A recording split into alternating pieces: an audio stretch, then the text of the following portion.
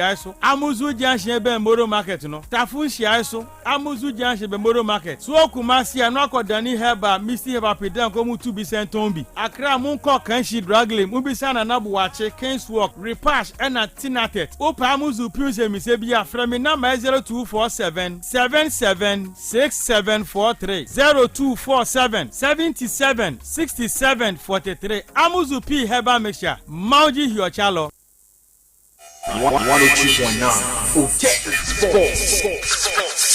All right, no so about pound sima do me no Otec 102.9 so any ya chia baby out here and carefree be anwumre yede agudi mo nsem e bro samra kopim 10 p.m.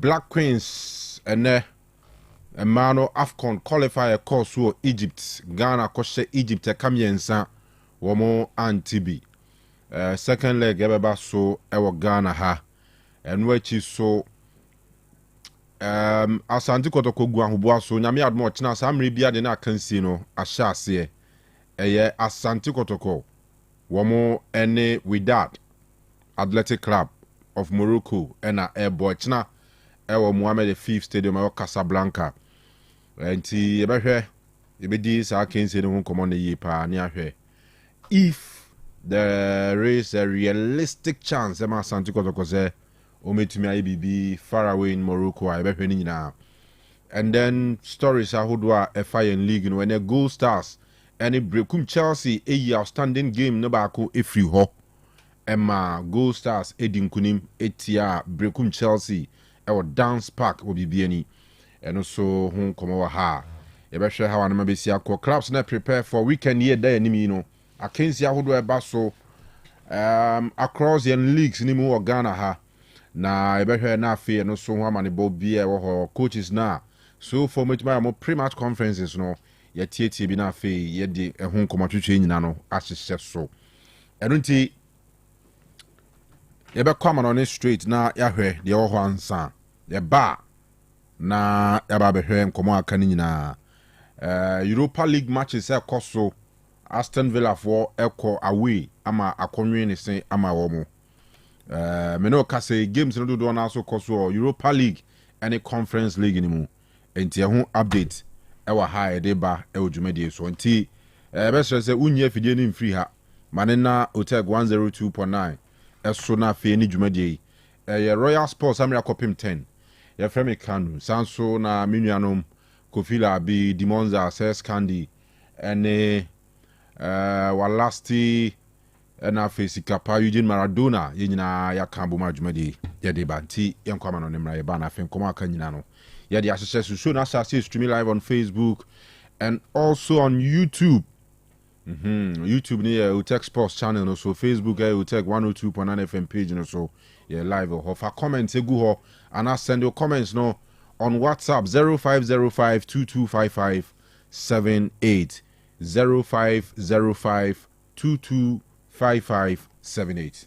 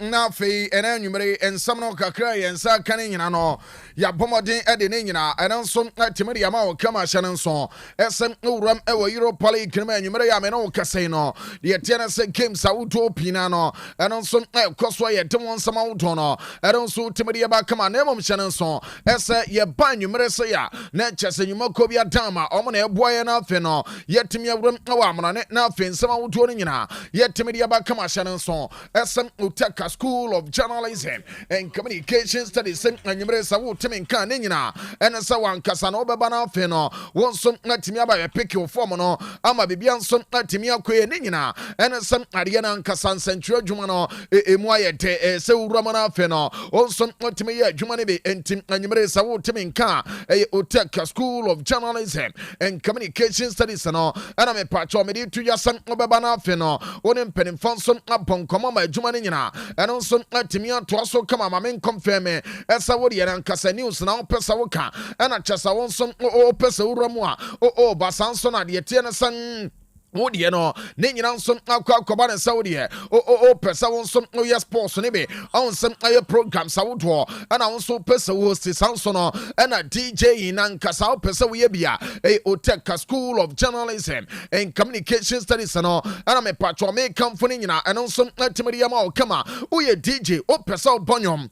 Say DJ Romeo and I say bia DJ Jacomoa so bana fe bibian sono and also etimi ekoso kama nina Otec School of Journalism and Communication Studies and abedi tudwa esam Obama bibian sono etimi akoso channel so esam ofaka ba bia wo bia Oh, Baby, see Dr. Mensa. Now, who see Dr. Mensa? Total filling station one man. Oh, dear, oh, court, Nishan, one man. Aqua Kubusa taxi rank, never no. Esa ope as someone said taxi station or maybe at your unya taxi station now. Not one some wakacha driving in or Esa Ubesi Otec Femenimo. Maybe at your Usina cross the kind of Romano. Uben Comoso eho and a administration block no. Oh, court now video woman and it said be piano. Also, not to me, enquiries out or dear open. Misabi ansana wapa o bomade na fe wa fan wa mede tudwe na woni mpanimfo nso atimi apankomo 0547 823 005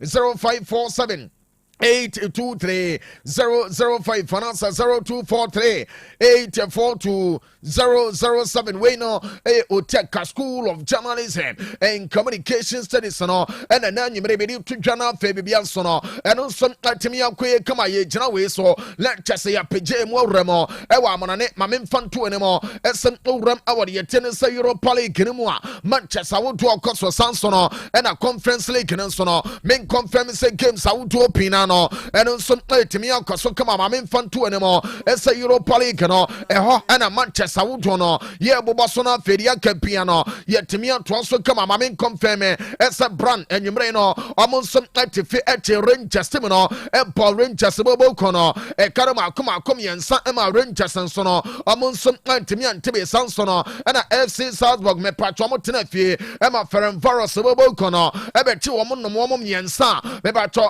Salzburg Bobocono et Timum Yeno Shannon as SCSB among some Tifi Emma Bologna a bet you Mutomo Academy no among some Timu Paco Uramo I was so close gross stadium may confirm some IFN a bunch of Timino and some two gosa net just I want to pan in and some got Timino about your almost some Amen to me and Tessa Cano, on St. Genkins, and the site and it didn't Betis, Timino, and the Puma, and no, and a game at the buyer, but to go ahead, Eagles and Sono, and Paul Canimianuma, Aston Villa, and some ultimately Kanu Paco Sansono, and an Olympic Lanebo Bocono, HFC Bar, and Nominino, and Manchester Babo Bocono, among some to me and Tessa and so, as a SC Braga, and some two goes aside, netting at the Kravna Zabda, and some prayer, Oman to me and na sese ya me no kese no me ba cho Manchester did so nyina no lecture me confirm se nyina eno nso etwa gu kama ya Bobby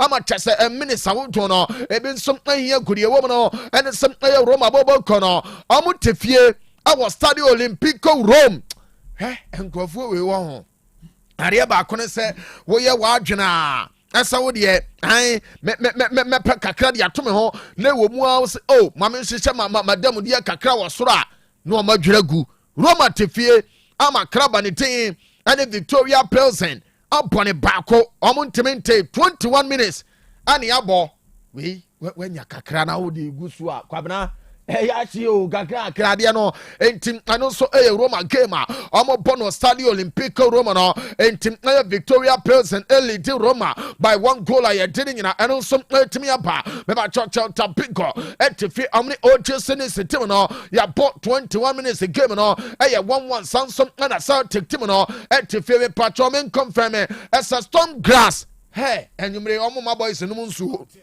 de omo ne Celtic bobo kono Omama some grass a bomb baako a omo ntimente ye 22 minutes ane abo sanso ana men confirm ese fena banchi tim no on se omo de omo ye adwuma na me pacho fe no de bobo kono etife ama panantan kosonso no abetwe omo baako a game no eguso ekoso Freiburg bobo kono omo nsom apokane baako bacho FC Utrecht omo nsom ntimente ye sanso no ana Lille bobo kono etife ama Polk FC we Poko fona bomo bakwa me ba chole intimate ya sansono na Maccabi Tel Aviv nsono ene FC Midtjylland game no ene nso aye ne osane nso esa mambo FF etifie omne Dynamo Zagreb team no e dia boma game no nso aye ne osansono na Nottingham Forest abokane bako me ba cho side anything Harry Potter, Amonson Timenti, Mamin confirm, as a young boy, Sebobo Kono, Omne Ludo Grash, Radgas and Sono, and the Abuma Gamono, the attendance at Dienina, and on some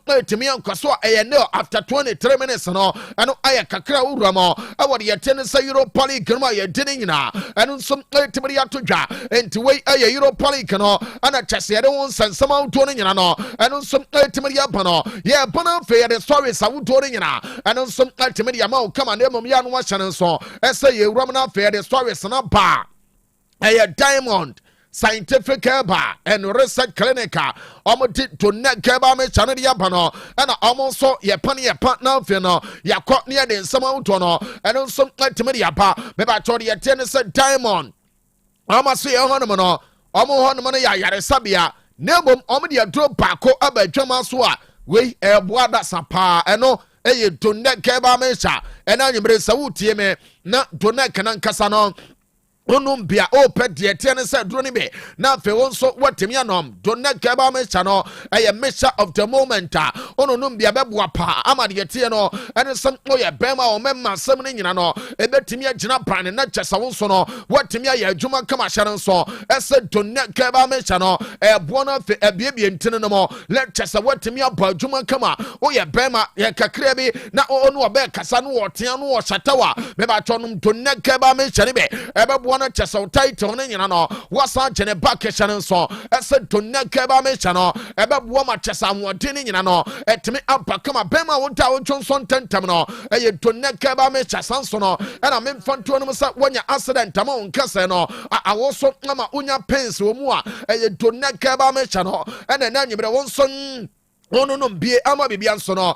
eno nso atimi akoso mechawe onum bia me ba cho oyo oba ebebo ma menses no etimi aflow ye sanso no ana wo ye oba otena wia so eton ne ma cha to ne kene beboa ansem oyo oba sanso no ana de yete ne sem ogina gya ho ebo adwuma cha onum bia ebeboa pa me ma na mo nso mo ya chefa mo no anuane awodo no we aye chef k wan kasa wo de me ba cho to ne ke ba me cha no nanum bi ebeboa pa ama chese de bia no emono chi awu chi no let chesa no nsom ebo na fa anwode ni nyina etimi aba kama enti to ne ka ba me cha no ebo ma mema ye pa o masom awadem emema ye yi o muntentem be ma wo no obe kasa chiu no okọ be ma wo no obe kasa watwi afa so wanya chewkra no otwi fa so a masa ya papa wo no adamfo gina ho wo no abusuani gina ho na oba wan kasa no one ne te etwi fa so a obekirekire mu sai ene dia kire ni pa no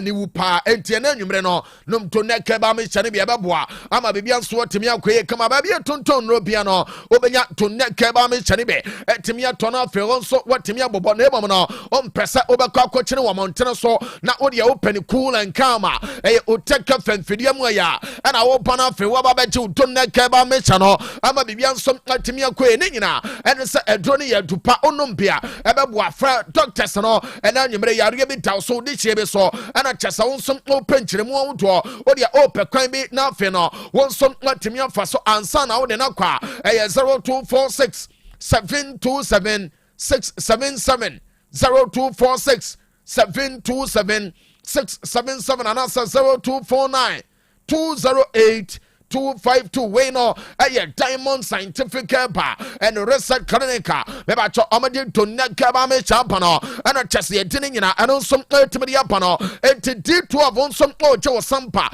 our the tennisum and tentan fidie no so ye tiasemo na ya the story sawuto nyina and some ultimate apa mamen confirm some ananyemre no owram our the tennisum Manchester City on some goalkeeper bako and it think at Scott Carson kwabra o mamre picture no na yedi nkomo de o mene se enanyemre de menseka ene sa Scott Carson on one kasa announce esa football no bema be ye bi wa me ye nyina de etene sa on one kasa no or hangire boots no opo 107 minutes and de ma de etene sa Man City 12 trophies and ogie Scott Carson at long last no meba cho papa no so no I retired from professional footballer ye dinin na eno some ultimate apa eno City omo former goalkeeper na tin ade Scott Carson no ana ye kan won sempi ultimate ache wana nyimra wo so no so no na me pacho me romo former Chelsea midfielder ne tin ade John McKelloby na ye din komo on some aye de tennis sama we no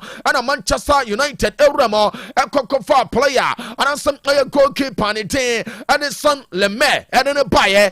Na me pacho boy ne buyer no not a tenchan ye won the echo ye won some maybe a boy no Baba boy juma say Ediama United bobo kono nebo no me pacho goalkeeper nya not no eba betam de ma United no obo no hoyi obo no wo twene mo obo na chese ne nsan no wo de yi board for crossbar so ade na efe pa eno ana owura de tiri John McKelloby wase yankam wo bia so ntimente asa he san Leme no was no na ade pa kono say enipa anase goalkeeper our 22 years ago we how our boy and the reflexes awodo we how our calm we how our matured and nothing so or da go post no mo onye dede basabasa on kasabasa na chesa noise awodo no on some anye or say ade pa ko betimi aka and some boy ne save awodo wo ye no he goalkeeper sa already wogidie esenke ye come wo experience wo go no no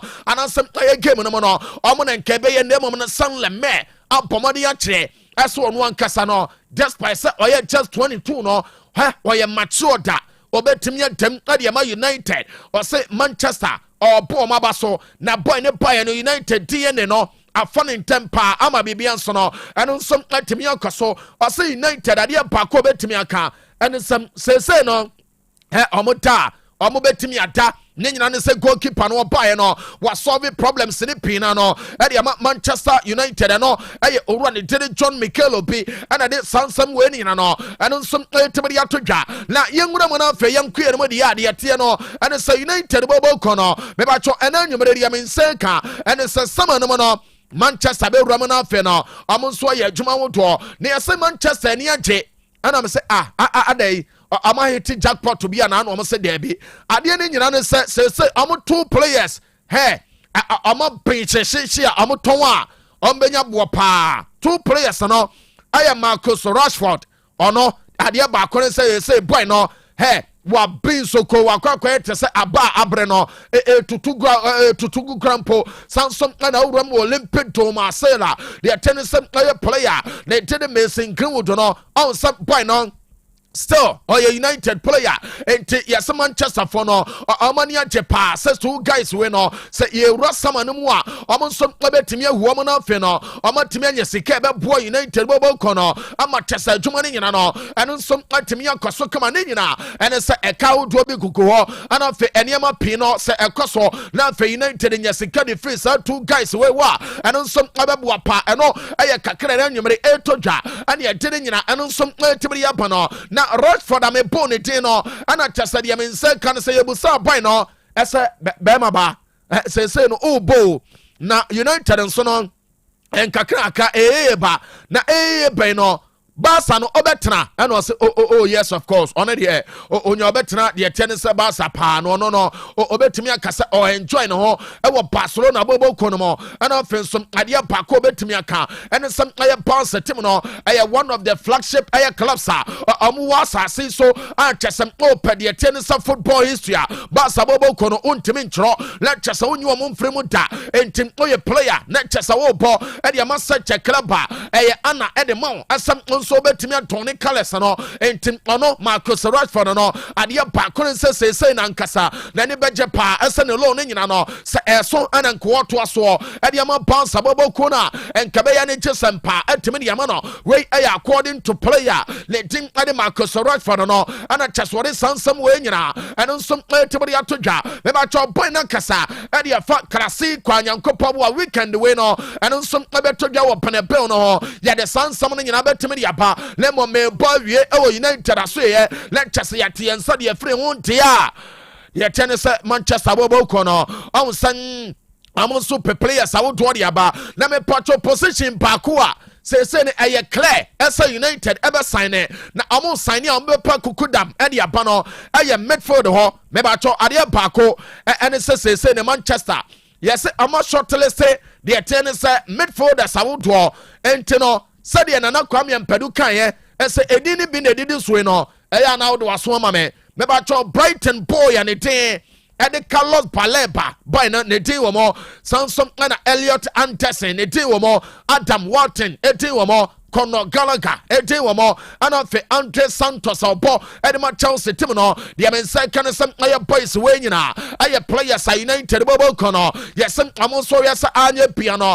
emu mienu omo bayi na fe no me ba cho next summer omo de omo ba lecture omo ba be rem aboa ama amowi ne team no eno so atimi agina na so kama eno aye kakra na nyimere etodwa ene yetine nyina eno so atimi de ama no enti etwago tesa brass band no o rem o Facebook na so Otec 102.9Fm Otec 102.9Fm Opa like it we are na washe we are comment awodo no na odi ato me ba cho YouTube no eno nso Otec Sports still mejina mo e United bobo kono mo na afe no ye den sam na to aso de a me ba cho boy ani tin ade Joshua Zexi kwabena ma me ne picture na afe ye nto aso ne nya ne se Zexi no hey, ne tenyu kuha boy bae Manchester for ne dem no esa an player no gina ball so krampa asem from e twe ne tenyu ne de kwa akire lectures on one kasa krampa no from ani hu ne de kwa nchen asa boy na amowi bae no ene ma mfam ano boy no onya bi mo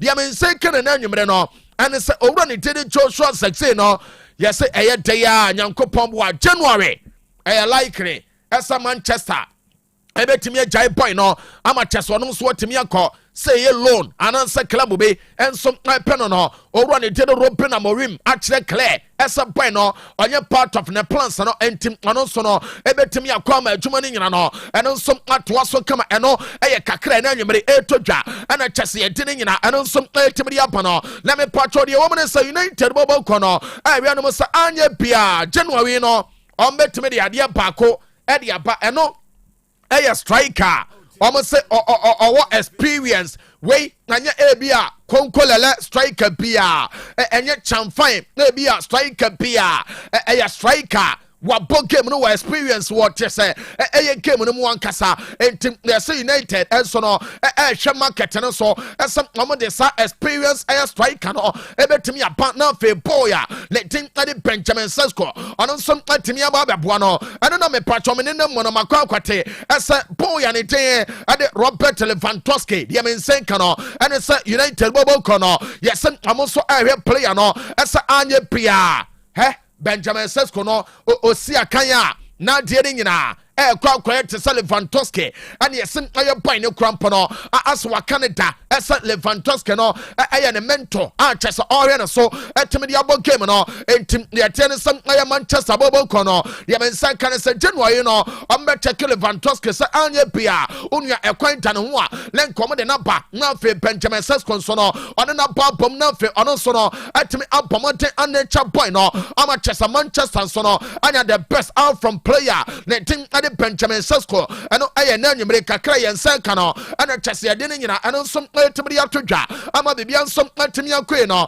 mebakyɛw Chelsea ɛne Arsenal nyinaa ɔmo wɔ London deɛ me nsa ka ne no ɛne sɛ Nico Pass ɛyɛ boy a ɔbɔ ɛne ma kɔmɔ 1907 mebakyɛw na nwumere deɛ me nsa ka no ɛne sɛ Chelsea ɛne Arsenal nyinaa no ɛhwɛ ɛsɛ saa boy no ambetimi afa no ɛyɛ na sama na deɛ wɔn ne sɛ boy a meka na asɛm no on sɛ ɔyɛ Real Madrid boy a ɔmo de ne ma akɔmɔ na Madrid ɛde buy back ɛno ɛyɛ just 80 million euros ɛna de ahyɛ mu Madrid deɛ ɔmo ne gye boy no ho ɛsɛ anya bia ɔmo nya ɔmo bɛsa fa no ama Fabregas ekrampo no lenka up boy ne permanent or purchase ay Madrid and Tony Momo Emma Madrid at the buy back ne dia semo entim ay Chelsea ne Arsenal nya no omo wi anum so anya pia boya ne tene ne ko pass no be ba twon ne sama no omo wi na niam koya omo sansom betimi aka player no ama Chelsea ne nyina so no etimi aya ne che sama ye de sansam no eno nso etimi dia to dwa na me patro ye kan sansam wuto no on se Carlos Baleba hey boy bakua say ne dwumade ne kwan ne mo pa na player no ata se enema koto dwa ese United bobo ko ne pen no emese mrenkanso asinitra se de yakere no me ba cho Baleba de wo ne se this time no as a playing time ankasa our Brighton no enwo ye de ama no ese say no ase menka ne se enemre mu no o pa bia ababa wa bia obekasa na ne da ho ene na tena me ba cho Baleba deɛ me nsa ka na anwummerɛ no ɛne sɛ yɛse point no awuram awɔ Brighton ama ɔne Brighton manager asi nkonya nkasa ama papa no ka kyerɛ ne sɛ hwɛ ɔno deɛ ɔka no nyina no ɛne sɛ ne playing time anankasa asa wa limit adeɛ no manager no a limit adeɛ no ma adeɛ no kɔ fam enti obusa sɛ ɛnneɛma nankasa san ɛna ɛkɔ ne yɛse deɛ epushi boy a ne didi Carlos Baleba Emma Chesowura mo ekobu sansam we nyina no dia men se kan sem owura ne tin ade brand mbomo ehye akire he ewiase won dia besi bia no esem obusa se ede ankasa na ekoso yesi brand mbomo we no ehye akire te bia one Baleba kasa oya no aka chen se bema he Manchester ne mu de pa o me mama na nkamene mu ne sa o oya se sa eno se na wona san a won he Otec on Facebook and YouTube ne be adeɛ baako ne sɛ wɔn sɛ Manchester ɔmo si kyɛ sɛ ɔmo training ground wɔn no ɔmo yɛ hɔ nom yie ama kyɛ sɛ deɛ teɛ ne sɛ adeɛ a yɛfrɛ ne sɛ menka ne sɛ adwuma wodoɔ no ɔmo tumi ayɛ ama academy no sɛ ɔmo ba bɛkɔ so enti hɛ bema Manchester na ne Canada dadado esem na club baako a ɛwɔ asase so abetimi aka esem ɔmo de ɔmo pa no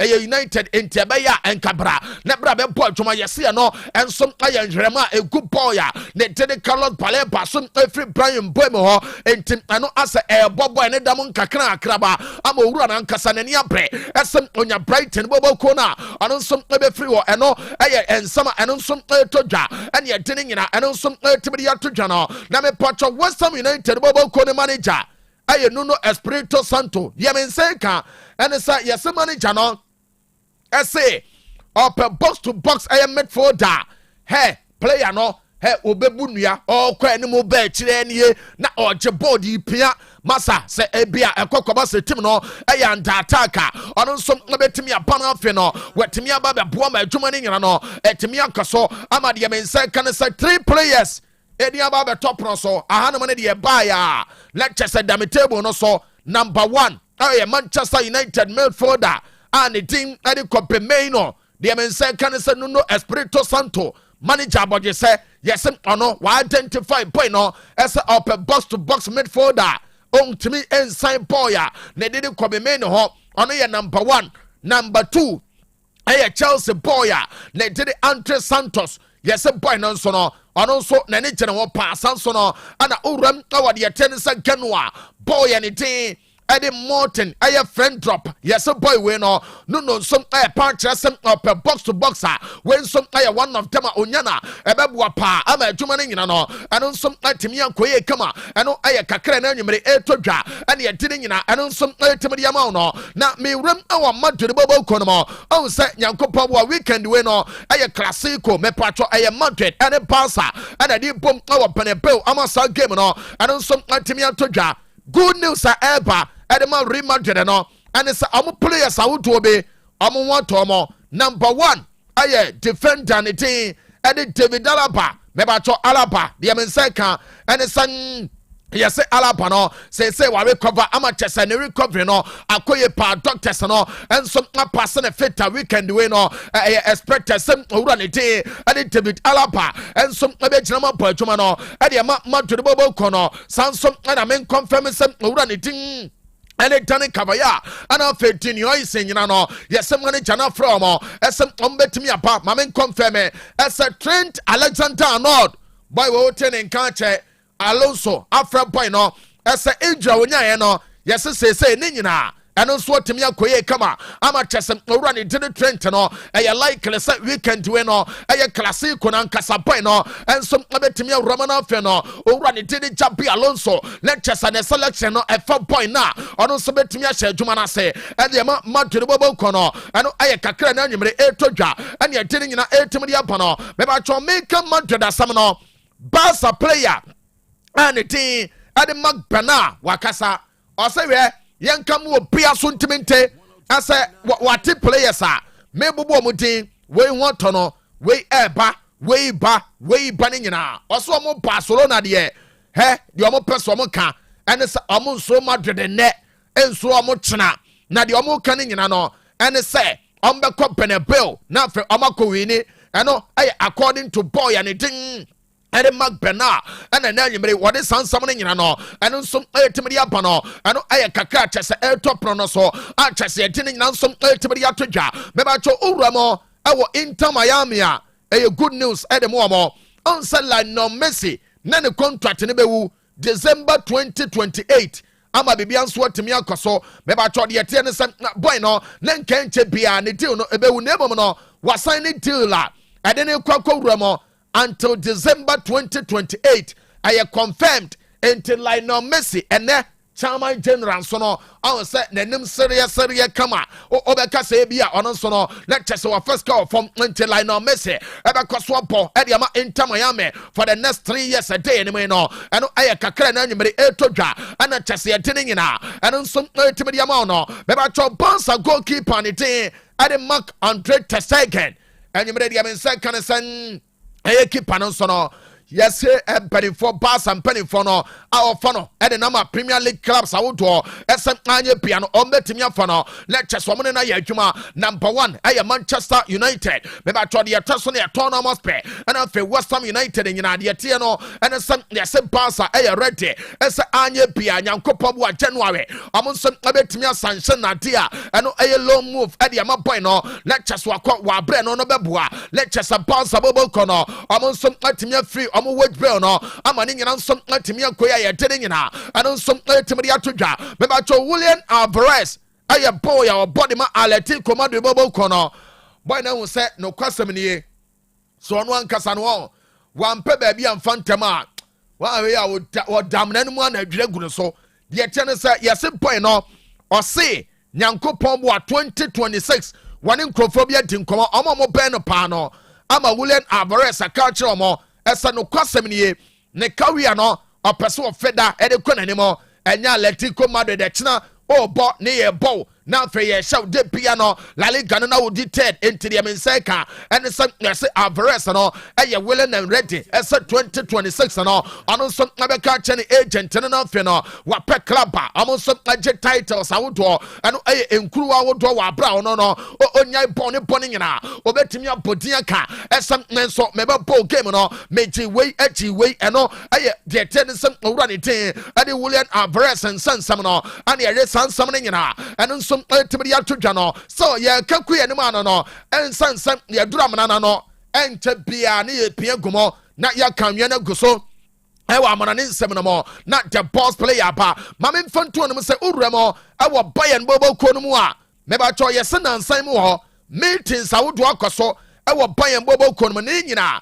aye owura ne tin ade Maximiliano Eba ana fe papa ne tin ade Gordon Stepich papa ne tin Gordon Stepich no ono aye agent ade ma boya ne tin Magay na ne nyina ne sɛ Bayern bobo ko no maba be kan wa ha ese omo pe eye Crystal Palace omo boy no ama chese waba be ya dwuma de amomo enti yese Max Eba ene owura ne tede Gordon Step picture ono nso representing Magay na kasa ama ensem pina no eno nso atimi akoso de epa no ene se Bayern bobo kono omo ye interested ewo player ne te ene Magay mo enti no eye kakra na nyemre etodwa ene ye tede nyina epa no yese enye Magay nko a de mensenka ane se Nico Schlotterbeck eye boy bakua me ba cho boy mbobo ko no epe no esem anu so betimi aba ne nyina ane se owura ne tin ade dayo opamecano changui so no omotewa boy no omatini so be ewo 102.9 so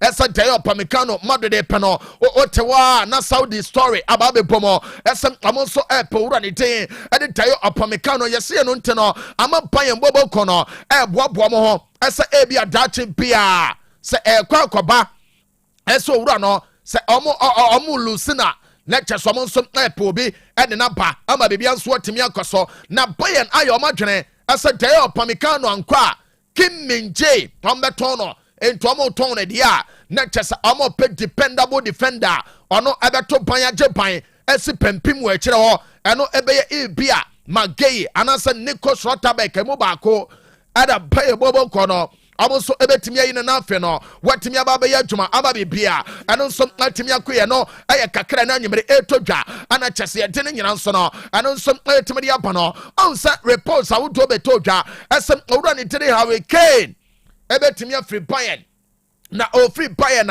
na chese or return to Premier League no mo ama nkrofo kra kan se na Premier League ne de se wo kwa eno ebe ebi aside na de ede tournament pe na boy no enso ebetimi akro me ba chode ye mense kan na anwumre no ana ese yese ye no enye automatic sa ese ebi a boy no se okọ Premier League no mu a na chese tournament derby eno enye sa yese Manchester etenchen ka oba ahanom no we are made for the sayenya no players are almost ha hey ye betimi aye adwuma ama goals no obe sha ye nwe Premier League no na chese wo also oba by all time top scorer enti Manchester also ego so we some owura ne tin ade Hurricane no me patro no so no betimi afa no ama boy no enso atimi aba me ba cho Jude Bellingham ne aketoa ane ti ade Jude Bellingham yes on it Dortmund no nsensam no eno so aye pinso ne nyina ene sam obekaya ye she season we asena no ana me beto dwasa Dortmund ball game ama side time no ye yi owura ne tiri Jude Bellingham ade ne free mo na ye yi boy ne free mo no mame confirm say ne mame ne papa e ko dressing room e ko bo boma dwene ade che Dortmund dem panin fo no ade de yetede sam ye coach no na sansam no ana nyumre de men say kan say Jude Bellingham since then kwabna kaya on say on share denya bi mo papa sa biem o on see ne dada biem yes Jude Bellingham no Premier League clubs awodo we anu say Job no anya bia so oba obeboa ama adwuma no eno nso atimi akoso enti Jude Bellingham be ba to oginamo ama bibia nso atimi akoye ade ama side ne tede Dortmund no eno nso abetimi aboa ama Premier League clubs awodo nso no we anu say boy no omonsa kana bibia be koso yes West Ham enya boy na amope no sansom ana uremo awo side ne din ade de yetene sa Nottingham Forest omunya na amope no me ba to hye nso esa yes Crystal Palace team no enso we anu say Jude Bellingham ano edi Jude Bellingham no amonso enya na beboa pa ama chese adwuma ne nyina no ano nso atimi akoya ye de ne nyina no ano nso tibiri atodwa ano aye kakra na anwumre empa no ana chese ye de won sensam ne nyina no ano nso tibiri ama no menkum ne na afe no memfanto no se player ne tin ade Rafinha ani yese boy no yese okokwa he Barca training grounds akwada no akacha wo yie no masa enye bete enti yese ono akwakoya weapon baako Classico eba beba sono yesi Barca say we a weapon omo so ade ba na cheso omo ya ba be face Madrid team no say Madrid say omo Kylian Mbappe our Vinicius our Rodrigo and the boys akana say Rafinha ano so no what funny form ne dia kura entim aya bounce abobo kono yes omania jepa esem already did Rafinha no let us return to the top former omo so aya no say classic no ano so betimi akoso ama chesa adwuma ne nyina no etimi to so kama ye de ne nyina no ano so etimi atodwa me ba cho menkum ne na afi no memfanto no ene already did etincheko abogo our the Teresa Conference League no more. Na ono ababe the oldest player. Ono so go our Conference League no more. 39 years eno already did etincheko lectures history kakra ne ten no ono so atimi aye ne nyina ane ye de nyina eno so atimi dia ba no eno aye kakra na nyimre etodwa ana chese de won sansam awto no eno so atimi dia ma no sade maka no o join Facebook no oba Otec 102.9Fm Otec 102.9Fm. Oh, like it now for what say, not just a yaku and kama, ama chesa in Yansono, and on some atimia caso, mebacho already at the Franco Masantuano, or say, and Chebiano ba Madrid, Nadia Bacone say, Madrid on one caso by no, he, Nania Jepa, how near Melco, how already. Ade Alonso ane Madrid wa mo technical team no enso ade wa mo wura mo nyina no na ne age esa obaye no san ne ma ne nyina ene enso timi akoye dia mana bebi anso timi akoso kama eno aye owura ne dede Franco Mastantuono nsam kakra aye boy ne dia todwa ye de ne nyina no enso timi dia ma we na nyume live on your super mega da 102.9FM so ene ye Thursday ye nyina we so na fe amanane nsam a ye nsa kan ye ne nyina no yes ye mfense ensam ne doso de mom no emra no ene ekɔ the boss player wanko kan ye seated a wodi abadwafo ba beto aso ama show no dia ka bia ye dia ba.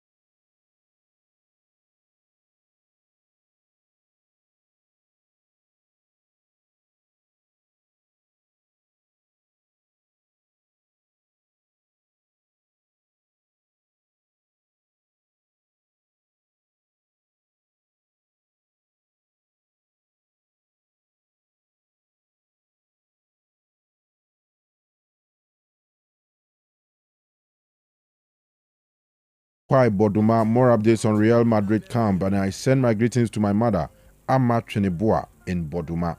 Eno, Isaac Opoku, Nedie, Enono. Yao Sebe, Amekuma Himfie, Gospel Baba Shop. Hone Nume also a free opposite Kandahar Sport. Wishing my darling club Asante Kotoko all the best in Morocco against Wydad tomorrow. Go Asante Kotoko. Okay. Kotoko for Ochina and Akensi no Ebaso. Yanibresem and ya good yesem. All right, yeah, come messages on Facebook. Ken P. Also, good evening to you all. Update on Chelsea. Watching you live from Sakra Uno. All right, Stephen Asenso. Or say great job. Benji Mfensi Seria. Or say Rangers and Aston Villa Queen. And Kwadjo Daniel. Good evening, guys. I'm live from Kenya. Number 2. You are doing a great job. Keep it up, Danny boy. Nedie Enso Enono Nenumere Awode Aba. Yɛbɛhwɛ deɛ aba wɔ yɛn WhatsApp no so na ɛno so yɛ ready ya mamo. Enti before abedwafo bɛbam Scandi wɔ ha the months wɔ ha ɛna the governor Kofi Labi nso wɔ ha. Yɛbɛkan messages na free. Kofi J exhibit. Osei Akoto, please, how players move from the junior team to the senior team? Is that supposed to be a question or not? A question or not? And you're too clear. So wait to me, Ababima. How players move from the junior team to the senior team? Anyway, we message in clear, Mr. Kofi J exhibit. And think Abesa Babima no menya clearer. No ma try send me to me I answer. Sanse message no enye clear wa ha. All right. Enti no mama yen share yen koma hwehwe na se Kofi Labi says Candy any award monza.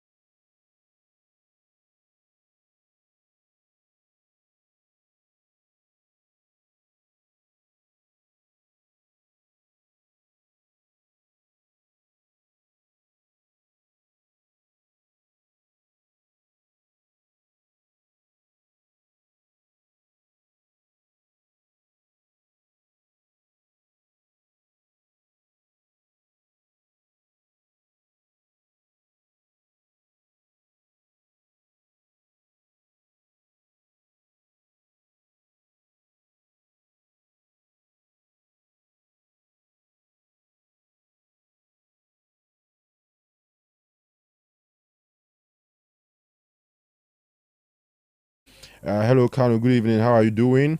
My name is Kwekuan Song Oliver, watching you live from Abontem Kwanta. Today is my birthday. Please update from Barcelona camp. Okay. All right. So Oliver, happy birthday, Nyamisha. Barca camp to the Hoboko. Hoboko. Assembly anyhow. Or more prepare for El Clasico this weekend. Now. Champions League in the American Olympiacos 6-1 to Amode train Madrid weekend yi. Madrid is almost Juventus 1-0. Almost so they train Barcelona. Enti yawo El Clasico at site. Nyami adma weekend yi. All right, Kofi. Senior Kwaba. Senior Major so. Nabo ko there. O erade adom ni ahwe no mani bi ye. Onso de ne. Nyami adom. Hallelujah. Monza. Oh, Penny, Yami Adam Boko, now swear, be at the dean, your money be brave now, and Nina cry. Fantastic. Then Yamias. Sir, Kanu, Senior Boko there. I'm feeling mixed kakra, but yeah, very fine. And when the news hit the grounds of the passing of our former first lady, I said no. whether nankasa kranso nsanye. Yeah. See, it's been mixed feelings. Oye nipa ba kwa me yada no pa. Me yada no. Unse ono wo hu bibia bi. Your political dispensation wo hu bibia bi. Ohun the last coup and ohun the first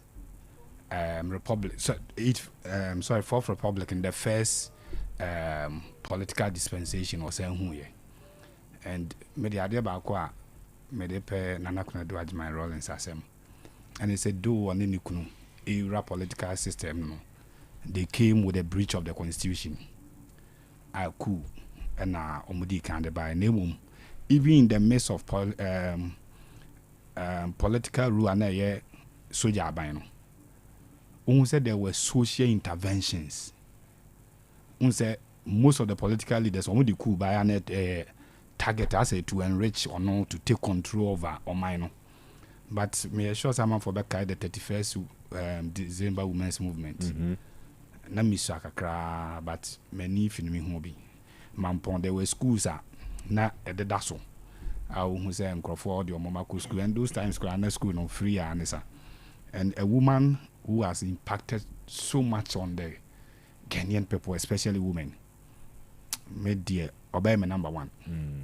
Oba when you so much impact ewo ma bra boso ewo Ghana ha obey number one because 1982 I think 15th May more baby 1982 or started the 31st December Women's Movement. We said that time you couldn't a political leader and or a president or a military leader. Dear Nebema was her journey, you understand, or doing a man for him. And to the extent of say or sign and to obey power and mighty through. Timmy Mameno, though be a boy a political a year animal, you may have problems with or more entry into our political landscape, but impact party. I'm not sure there's a single woman who has had it on women. At the channel.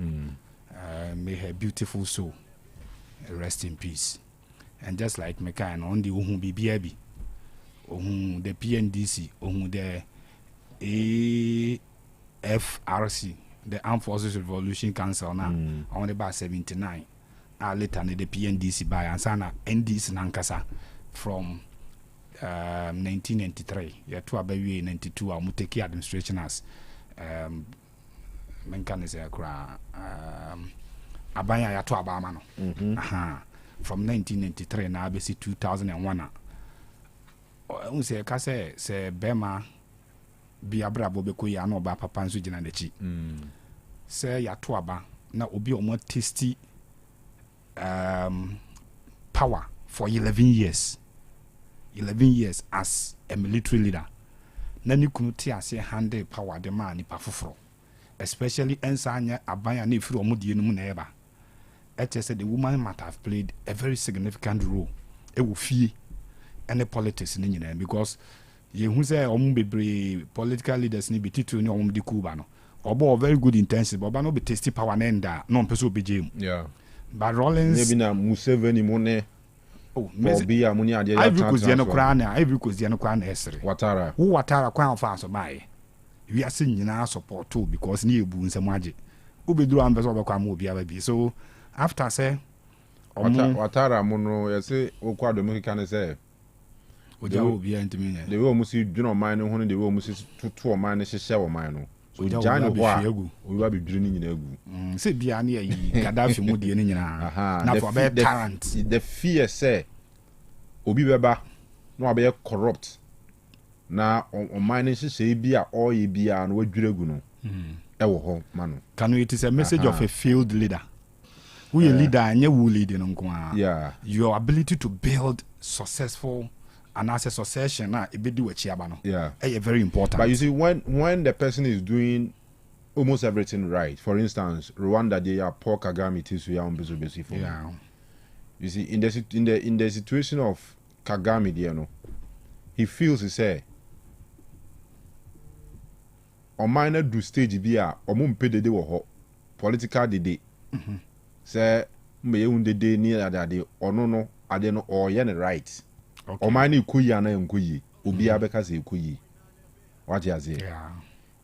oye nipa a on 102 sinto be ni ade but ofi say adwuma na o ye ni akoma pa ode ye adwuma no so free so ni politicians o free so pe anhwe ya Kanu mincho ana intam say a message of a field leader anyway o man ni butun na on pese obehu bi ana wadwen say on pese besi cause who eche no e de obi ba be the president I so wudi okọ enti ono no pese o de na ni behu bi nya so bi o man na open yi on pese o de na ni behu say o man na be say oh yeah aside the fact say power head there no so build somebody that even when you are behind obit my guidance before you take leave of us nyame be fro Rwanda muzi but if one day then nyane say pork gami wa the same group of people I say unyi ni so bia bit ma beto an ma pa so ba ko na be the president sure so a message of a field leader ya o munjai but me very happy that after tasting 11 years of power power no so no say na obi share you understand and let us say to abama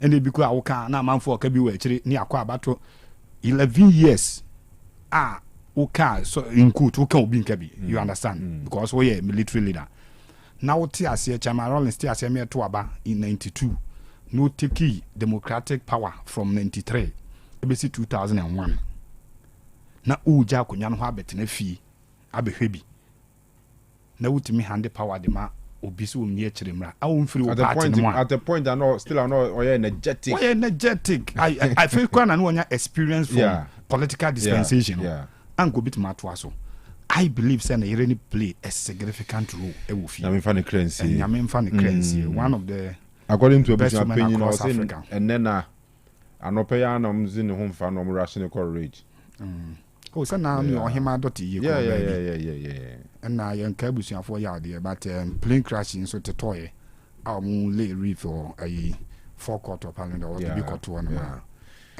sad she has left a big legacy and may sure say our current women in politics should begin to reflect on it almost one day so money wa ye be kai wana ye be na announce say ni pass match here from me one thing I'm busy me experience pa sana me free asase so pa political power okay political power say one kasa wo nya bi president political power bia mo be bia but ka president je na me je ma ni be 1 week me had here within 1 week ya ka mo 2 weeks the day you call doma hini ka so ma na o na doma hini for some night no for 24 hours so the doma kunya ma ha mpi sa bia ga bia DM say 1 week me metra so had here me experience keke na so tazi wie na political power just can be there o tazi wie no oba na so na leader ntino sa nkwa o be ndẹ e say do and then you do I be so Osei Kanu na no me dey no ma 1 week Osei abi me na me so leader of the state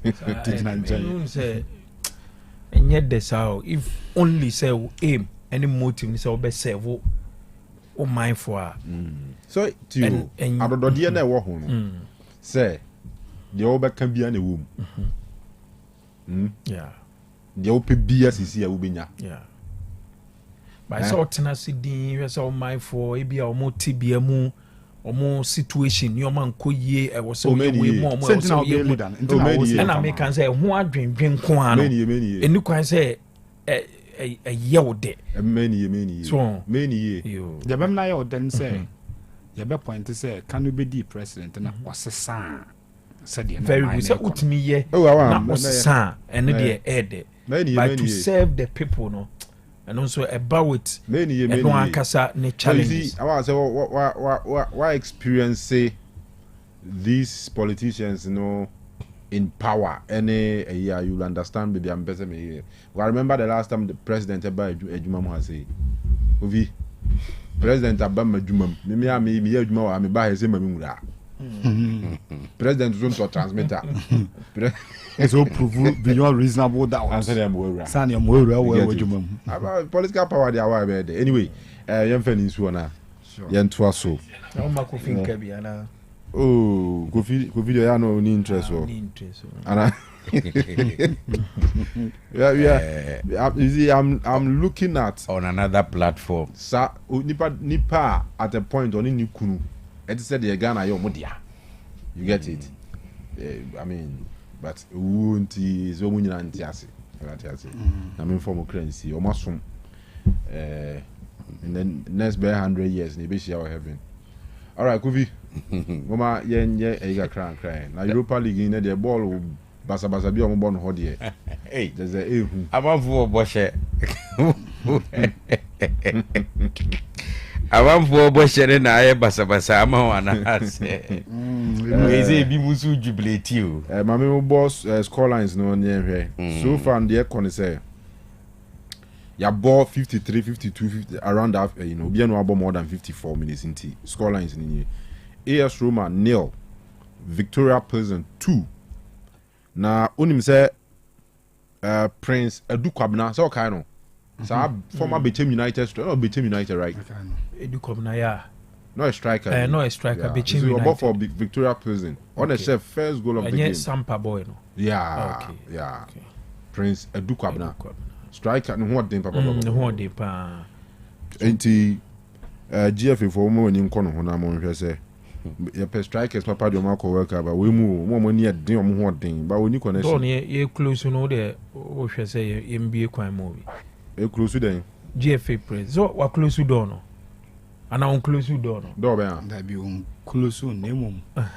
O de say ho asem. Yeah, o ka na interview now no, I think he was referring to players at Ghana are contact your mo pens on mebo my or mama. No mo yes. And there's only 2 or 3 crowd on the target.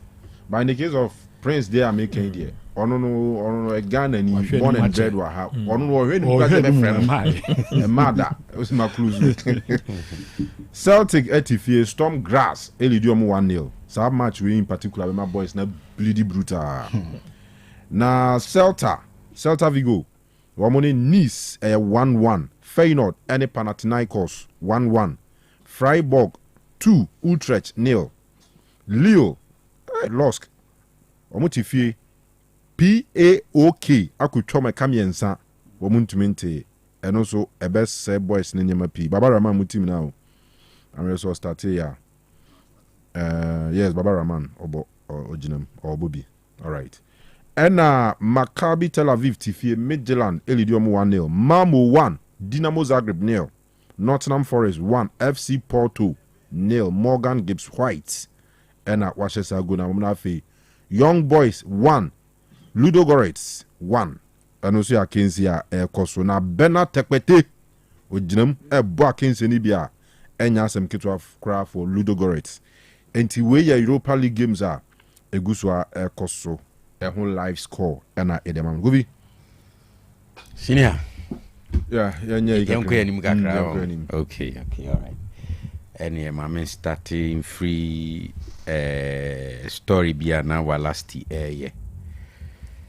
Efa Marcus Rashford and generally Rashford nkoma ODA anyhow wa enjoy ni stay at Barcelona so far. For how crucial sa move we and sa opportunity we to Rashford career there.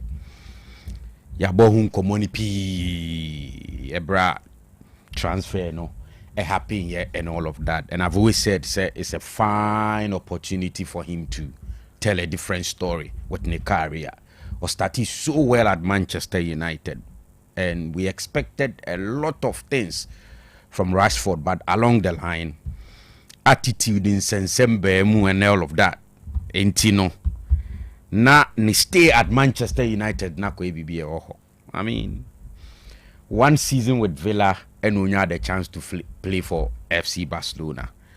Na before say Rashford ebeko Barcelona no. Na Barcelona front 3 on any day will be prior Rafinha left wing, Lamine Yamal right wing with Lewandowski leading the attack. There be a Lewandowski ni hono. Ubehune be a Ferran Torres B ball and all of that. But before this transfer, na de konumu nkomo nyina including the manager, say a ban wingers na left wing, right wing no. Omu over depending on Lamine Yamal and Rafinha. So it was like omu pe backups ewo that area.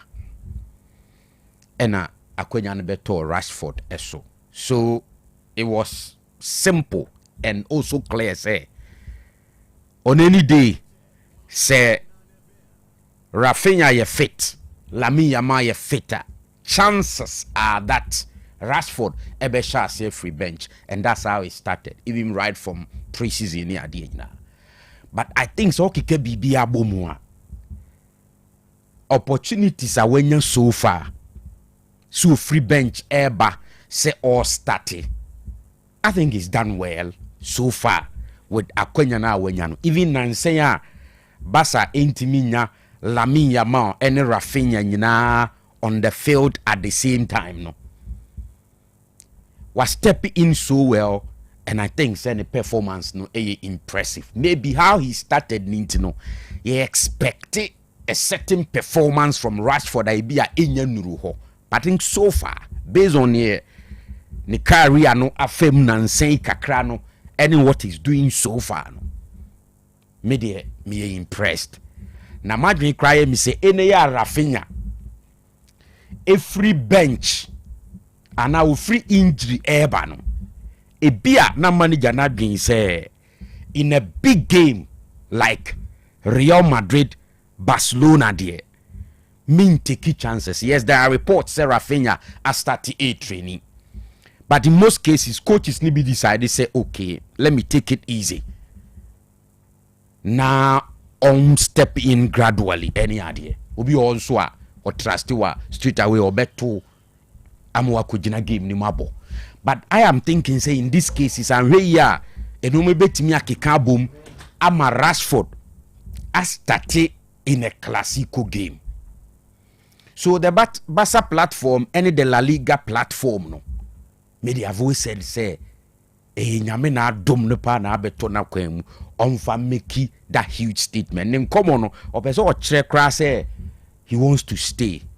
And maybe the man who sees here, you know, my dream say a matter of consistency.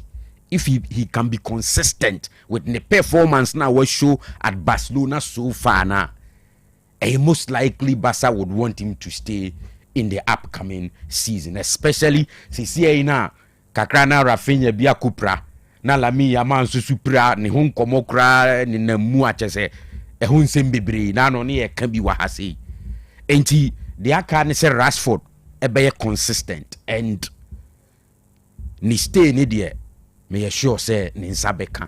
We all know say he's not willing to return to United to play even though he's still under contract.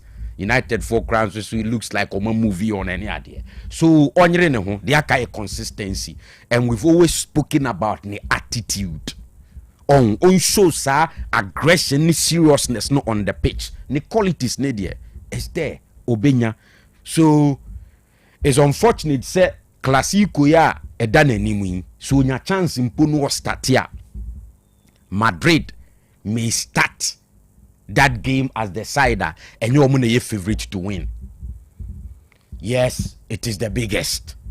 Yes, Madrid won a class, Barcelona won a class. But Kanu, in the last 5 encounters between the two teams, Nina call in favor of FC Barcelona. Ole metino crowd deba yura afe 2025 more. I think they've played like 3 games. The first one was 12th of January 2025. Neye Supercopa final. No. That game, Barca won by 5-2. Even in that game, Barca shared 5 goals. Then the second game was on the 26th of April 2025, Copa del Rey final. And we all saw how the game ended. 3-2 in favor of Barcelona. And at the last one, no, neye match day 35. The reverse fixture league, you know, and then also Barcelona share 4-3. And Barcelona winning games just like that against Real Madrid. And I started season in the La Liga conversation. Omu show signs say omu team no a decline sir. Yes, they are having some challenges. Any idea? Omu lose some games be. But the point is that in the La Liga, that's competitive. enti that's why I say it's unfortunate say Rashford best starting pokrana or best starting in a game. Barcelona again ewo advantage.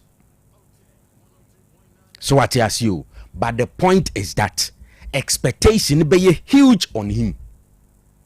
Say there's a certain standard was a Barcelona emiti, which is in the last few games they have dominated Real Madrid.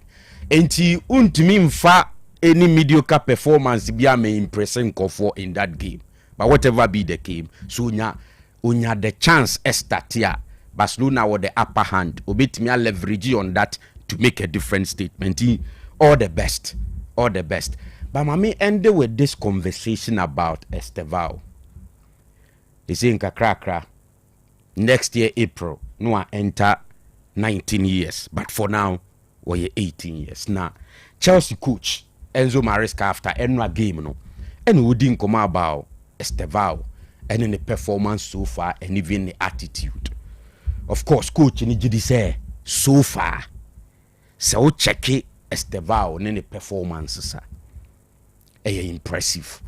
But the man ni jimo no cry say Akwada ni a good boy. Or say Estevao is a good boy and what or the credit money family ni say omunso abuapa in that regard. Ne hone catch me attention. Pa say see the any mu pa Estevao is coming from Brazil. The last Brazilian player ni who say oye well positioned the obetimi abe dominate European football to a certain standard after Messi and Ronaldo he be a Ballon d'Or ikra wajibi no. Neye Neymar. But of the failed issues including clubbing rape cases near there and san pran so kra de be kan ho enti Neymar antimi an realizing his full potential waba at the age of 18 see our coach say we a good boy and we credit your family.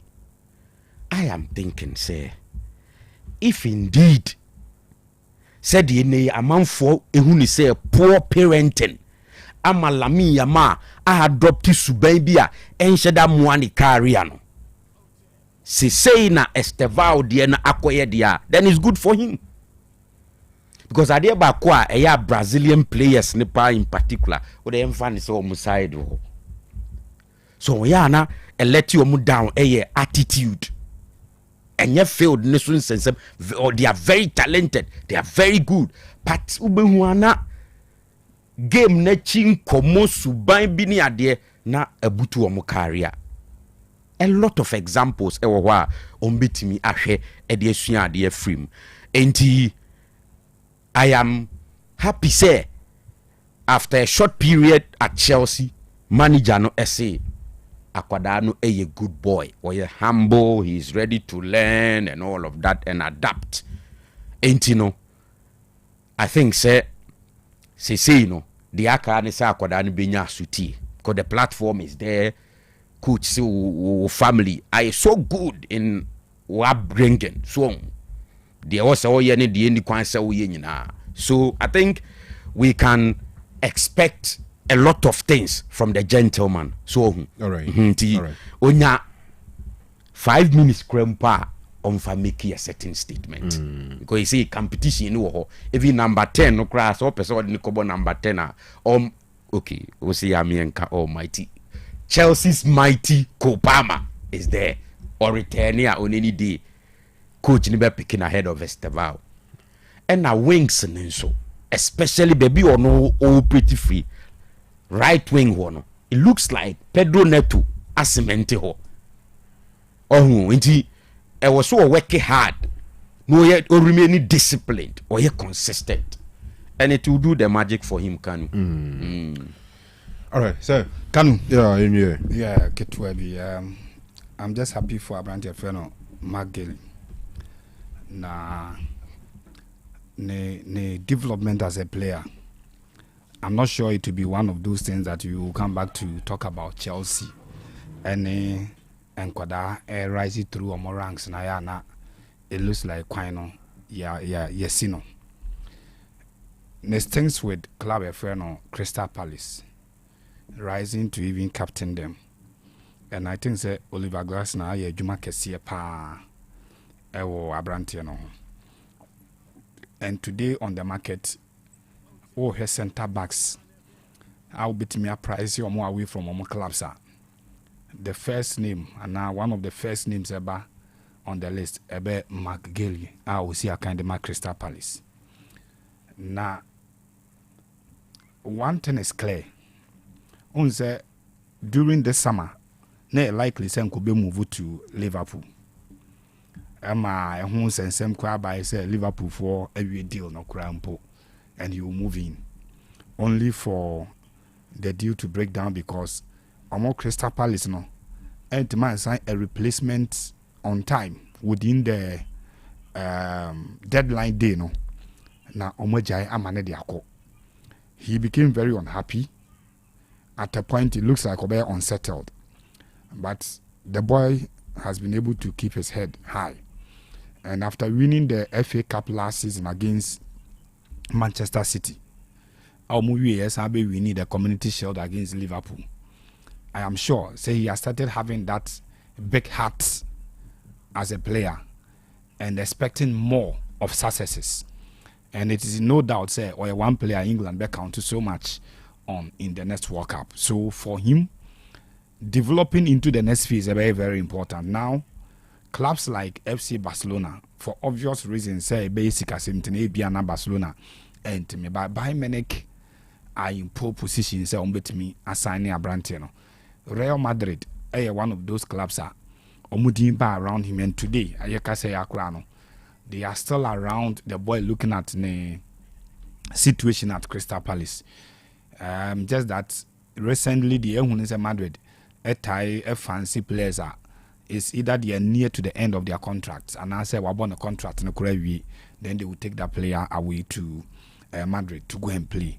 But here Bayana, as you speak, Kim Min-jae ne Abrantie Feno Pemecano are the two pool stalwart players or more that position. I say almost 30 games, and under a new coach.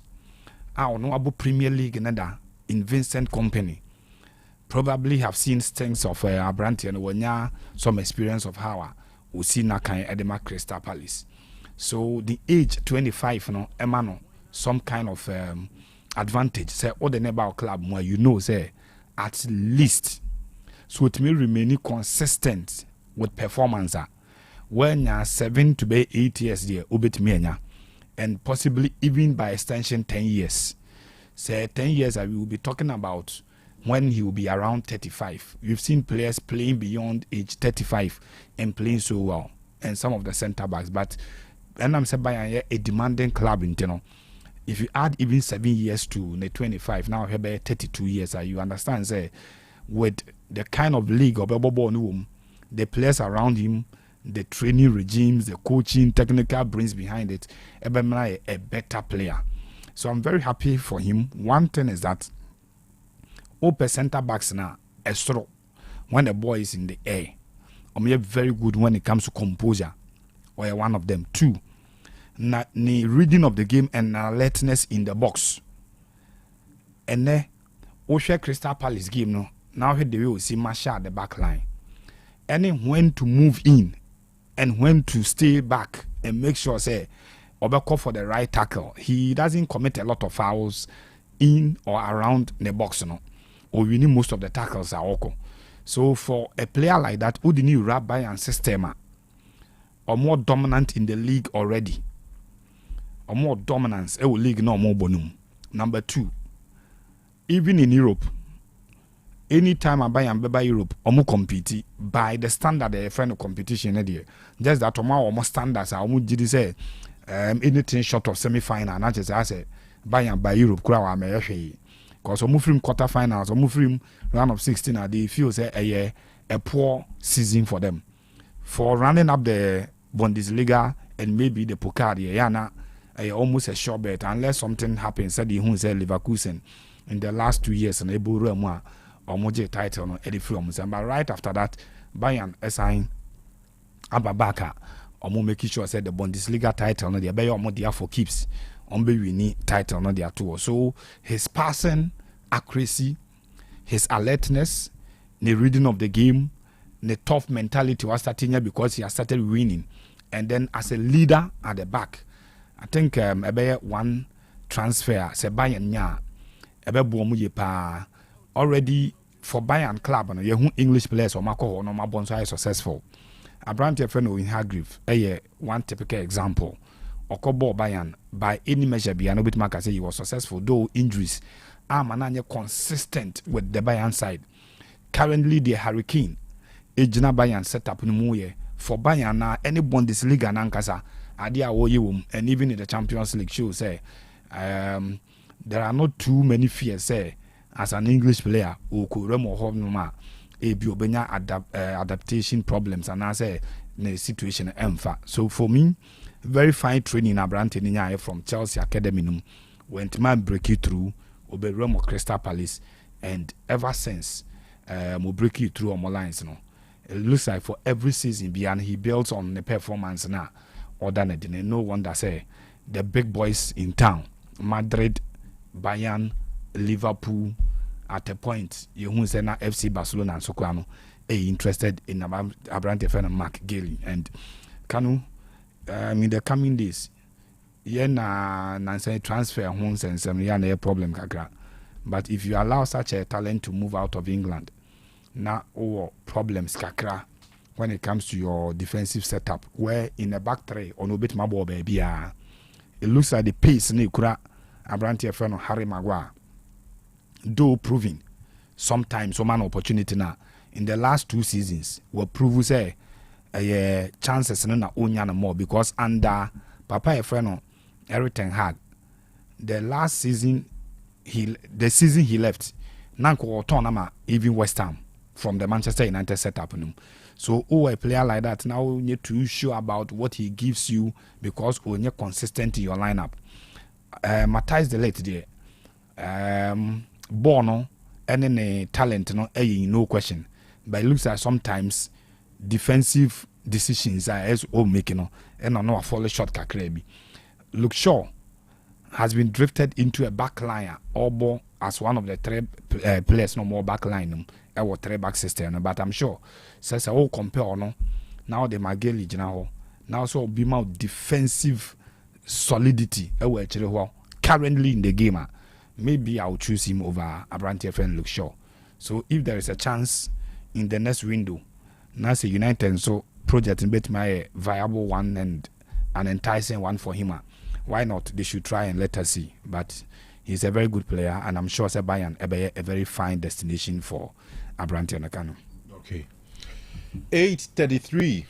Afidi be try and waba. Ya ba na ya di nkomona hye so balansa na ebe kokra no amemfa nka ebo mfam say obi pedan arrente na open just around areas here around here na or just a single room whether a self-contained or any self-contained and I say normal single room a veranda kakra there ni mo obi tumi e dey anu nyoma so ati ase say wo bi wo de chem so ha be bi say wo yenya so a ope say wo airport runabout importem ho nyina ope eba besia kwa makom asokwa Empire State Junction ho sipe dote ho nyina enti mesro o chese won person ni agent bia be adwuma ngino de abase yen kan radio so no enti mesro fiura fo na mote yen kan nwumre we de number no mum piki na mum frɛ ni panisisi o besenka kwata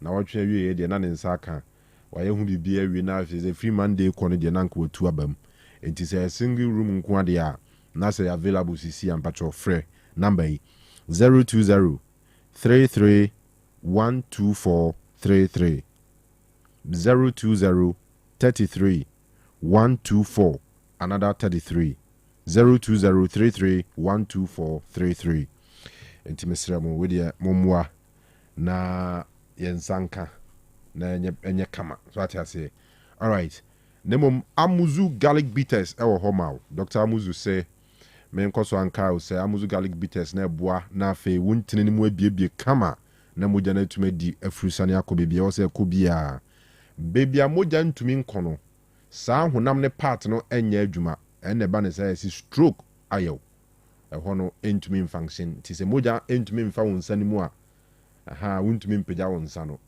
ɛnti yɛserɛ wo wedeɛ pɛbinom sɛdeɛ ɛbɛyɛ ntini no mu asisi amaman ne kyɛ sɛ nneɛma ahodoɔ agyegye abɔ so sradeɛ na ɛkwan no mu nyinaa si no nyina no garlic no ɛnkɔ kra no nyina mfiri hɔ amuzu garlic bitters ɛboa immune system ma ne nya ahoɔden fighting infections obi a ɔntumi na nsuo mi a ɛha no no wadura ne amuzu garlic bitters wakoma bɔ periperi obi so ɔnom a ɔhome a na ɔte sɛ wɔbrɛ paa na ne home bo nsa ayɛ nketenkete ne nyina no wadura nie FDA fo agye atum na Dr. Amuzu ɔde baeɛ sɛ menkɔ so anka sɛ naso yɛ wɔba dodo bi a ɔpɛ bia wo nsa bɛka ɛwɔ Amuzu Junction ɛwɔ Tafo nhyiae so na now the offer no 0247 776743 0247 776743 offer no sa telephone number yi so a ɔno a bɛgye so na ɔne watwe nkɔmɔ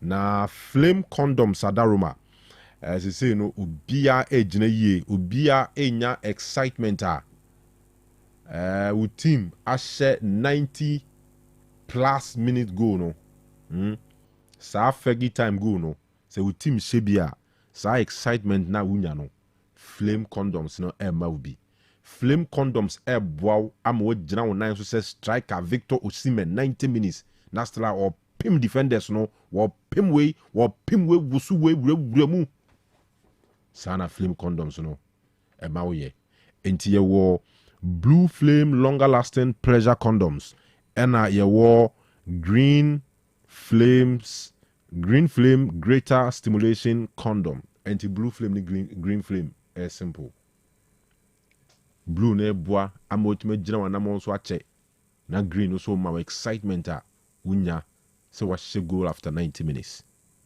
ma rain fi say strong defense wins matches, but it's the attack that gets fans on their feet. What you say? See, the defenders no omo ye good said them cry. Say supporters any bad jia. This a goal aba. Enti besro. Kope bito. Our pharmacy be a draw super flame condoms. Boys, mummy mo ho ban. Men show ba no ho fe ana ne body parts be a attractive. Na enko raw there be. They say ni die yare no abu to be amone ho ban ena saa we ya na de waba kro bia ho se wa me na wo onhwe ne ba me na wo bosu me nyina otimi se ne 5 cedis 10 cedis nya de unya ready so be hwe ba Mr. Obon ho ban flame condoms we nya bia to shops ahodo pharmacy ahodo MSIG clinics e ben nyina akwa be nya bia to flame condoms for unbeatable pleasure every time.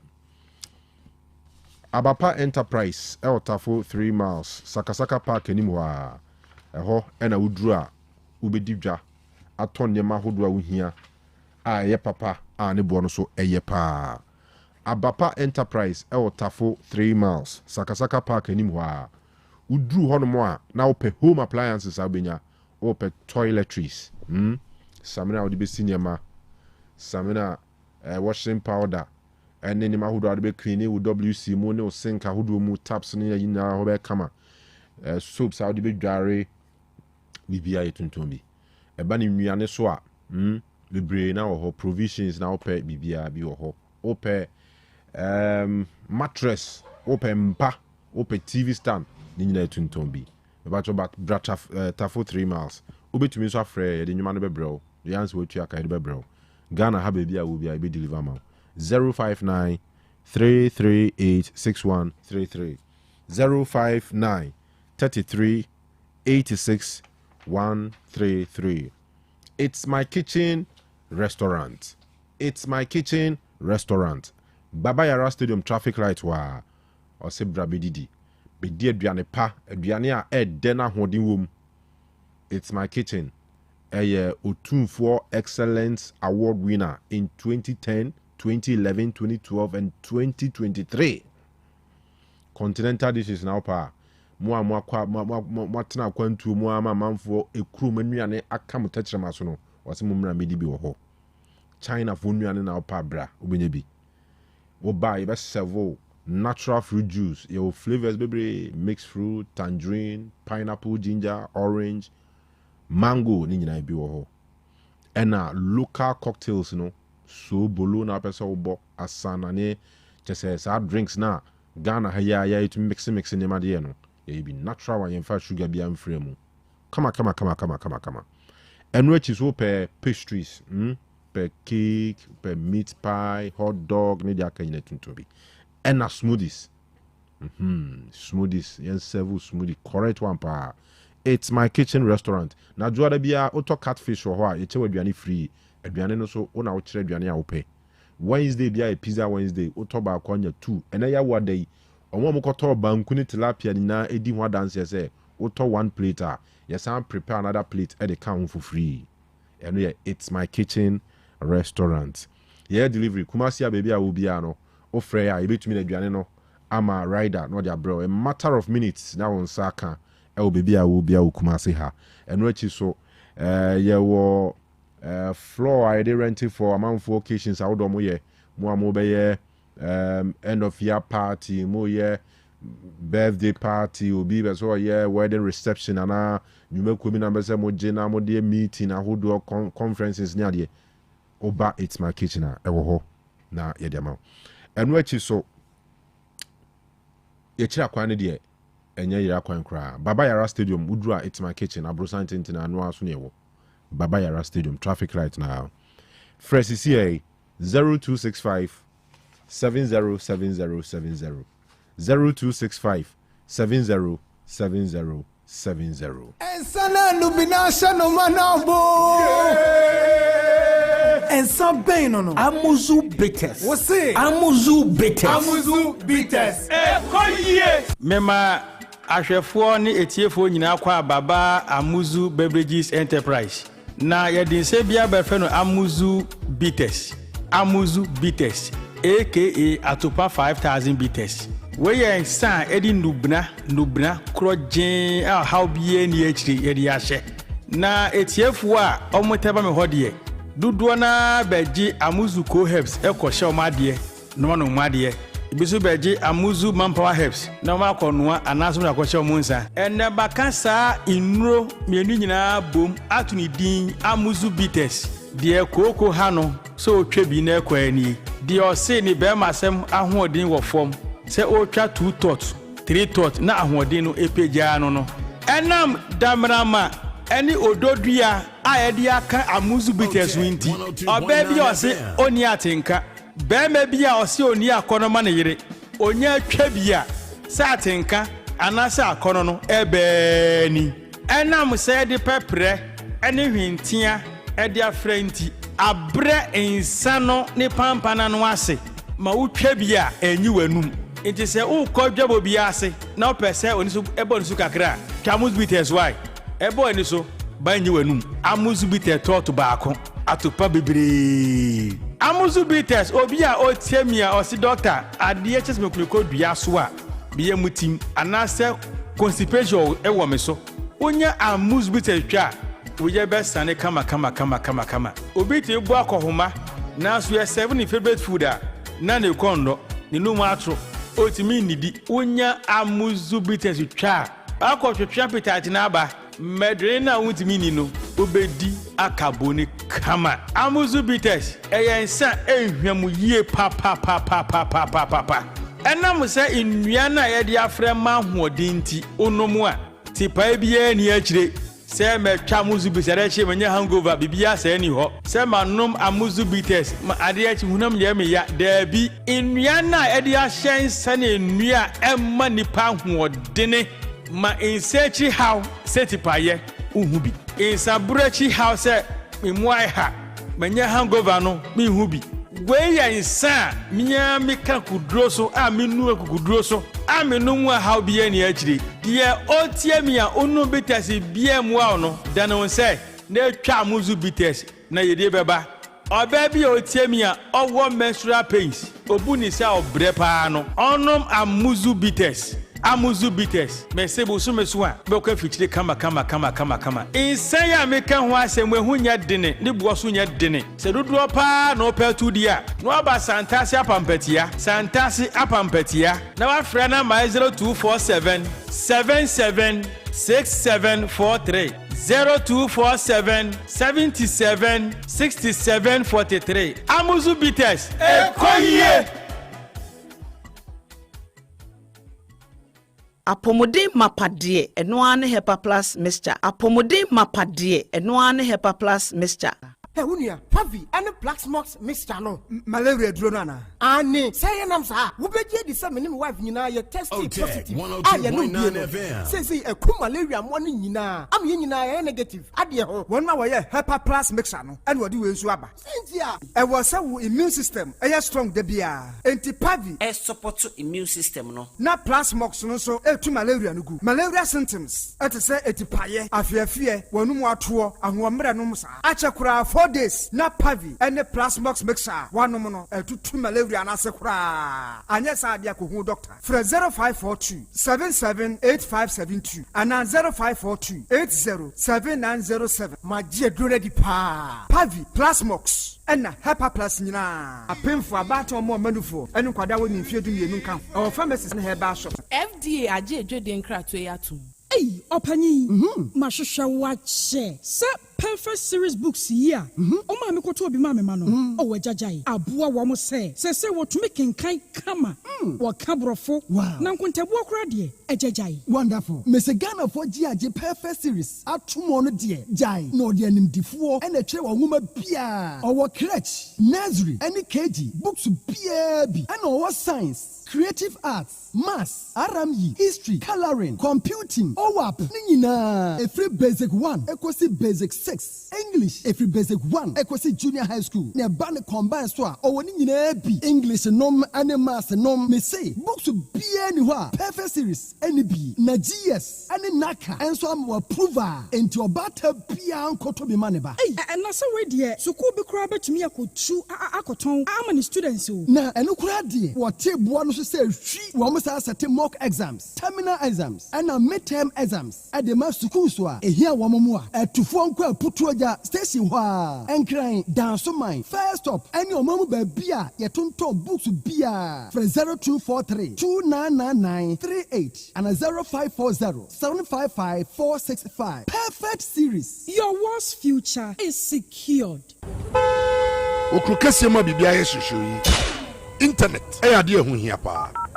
So we stream your favorite shows, so we book game, and a video call, and I know what for beya. We hear internet, I know what thing. Obetia ye dwuma frifie wa bra wonyo haw bia ye de abafun fidie nam abafu kwan so e de daache ben ye nwumarefo e wo homa abrebiara emmo bi na wo hia ye wo homa man mu ba bia wo bia hwehwe Kenny Rose Wireless 0208 282810 Kenny Rose Wireless internet made easy. Me kopena, make your name they sing. Me kopena, make your name she sing. Me kopena, nye koko sing. Sakofa pepe powder me kwa ujabu me shishi. Sakofa pepe powder me kwa ujabu me shishi. Sakofa pepe powder me kwa ujabu me shishi. Sakofa pepe powder me kwa ujabu me shishi. Me kwa ujabu me shishi. Me kwa ujabu me shishi. Me kwa ujabu me shishi. Me kwa ujabu me shishi. Shishi wrong. Shishi wrong. Everyone be da if we sound cover about to keep a video we hear sound cover pepper soup where you know pepper sound cover pepper powder shishi raw sound cover pepper powder me kwa ujabu shishi sound cover pepper powder me kwa ujabu shishi sound cover pepper powder me kwa ujabu shishi sound cover pepper powder me kwa ujabu shishi me kwa ujabu shishi me kwa ujabu shishi me kwa ujabu shishi me kwa ujabu sound cover pepper powder. FDA Aji Ejadi in Krato Yatum. Samas Company Limited, Clear Park of Abai, Enyem Finshadu 10 years anniversary. Hooray! Nesanti on the 17th of October, Bosumia woman that also a donson ya the floating stone combatis so ewo Kumasen and the Monteso. Afei 18th no eye ahudie, ye be prapra Monteso, e be so ewo thread and pechi. E di afa ho hyem bi na wiase ye nyamso pa firi hodoma ahudie ene wo ho. Na face sada no na wianso fun games, pechi park and so ha, football bekoso, tag of war, sack race, lemon spoon, na fra fufuro bi ka ho. Ye ne adwadi for na fe kro to a, won na dwumadi ni so ansere so. 20th October, customer service day no no. Adwuma wura nom ne adwuma mu mpadifo, bebo anan akọ adwadifo aboboa no, akọ che souvenirs kakra. 22nd so ya beko nyanka fie bidomo a ewo asante mantamu akọ akọye aye. Ebio 24th October, ya beko afie mu akọbo Clear Park ho dawuru akyere amansan. Endi sada no twen yen ya beche nsuo ni bi free. Eye fa no kwa. Wapomudi here yenti on the 25th October health screening free bonto. Ewo Samas Company Limited adwuma mu ha. Na number eye dinner and awards night. Eye didie eno onom na ya bo abaso so aka ho. 26 so eye day twato eye nanse so. Clear Park natural mineral water na.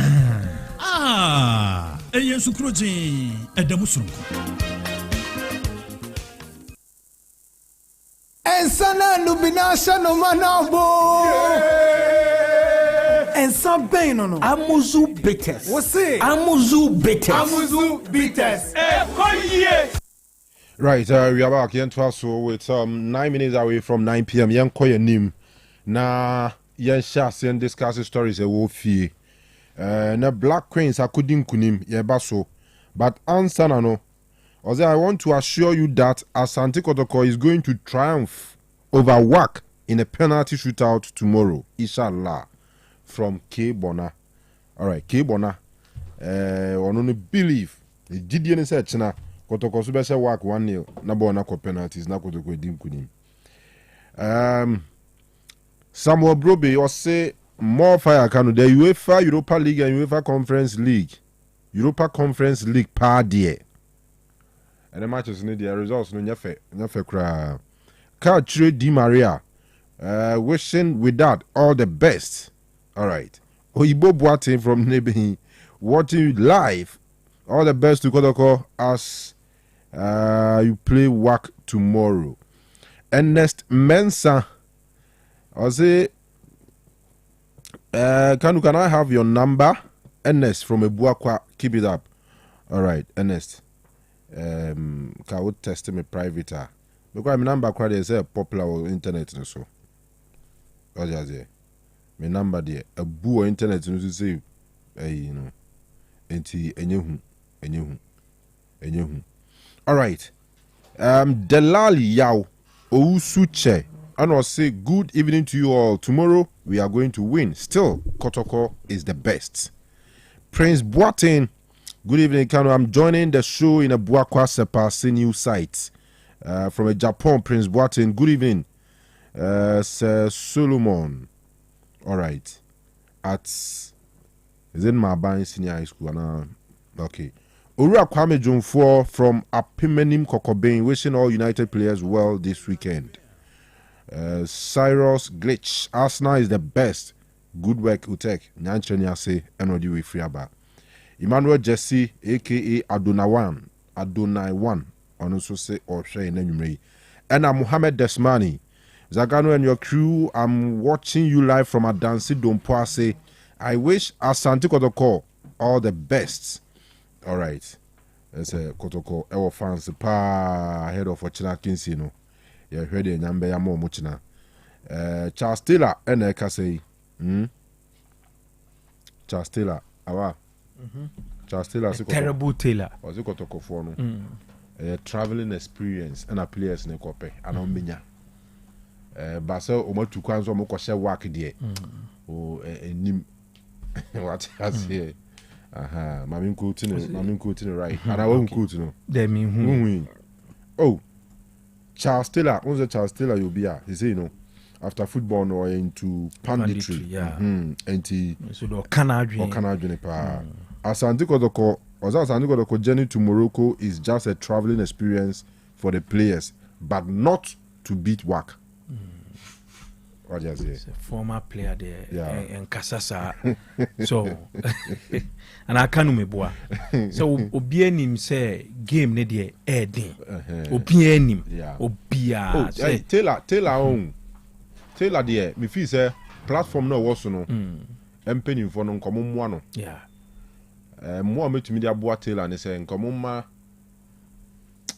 woman kokoko 1 or 2 courses be about panditry ni how you kasa now o make sense but the choice of voice the choice of voice yes and I feel sometimes in same be wo hono ma yen can play very good, especially wabobo ni be pain what you say until you can't even can we call the man central for now mobo ni be dan nka my supporters nka but who as an ex-footballer there so professionally in panditry there yen kanasa and Seneca especially Osei, a former player of the club.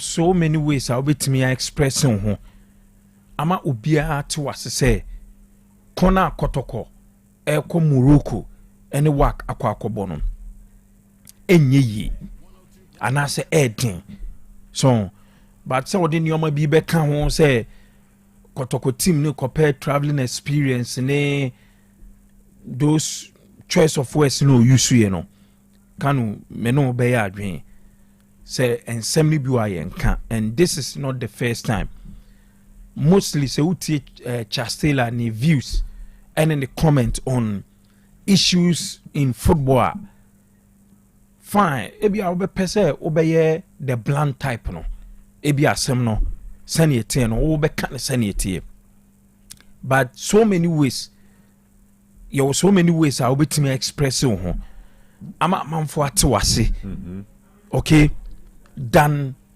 so we pick some words bia for me personally me who say as a former player no any kwan say okon that way say they make can what you say fine edin why nim say edin say kotoko ebe kwa kwahye work o Morocco obianim even kotoko supporters na omo ka say omo of them say uti messages na we reading no kotoko supporters na omo of them say kotoko ebetimi akwa wini ananso betimi akwa yi work e wo Morocco no omo kra wo some doubt to be home because enipa no eye kotoko fan intino e wo say o kasa so that in a club no obe motivate club ne kakra even yen sem cho for Kanu say ye che ya adwan fa ho a e bia at a point no and I say drew baby a patriotism kakra be we mu ene bias e be we mu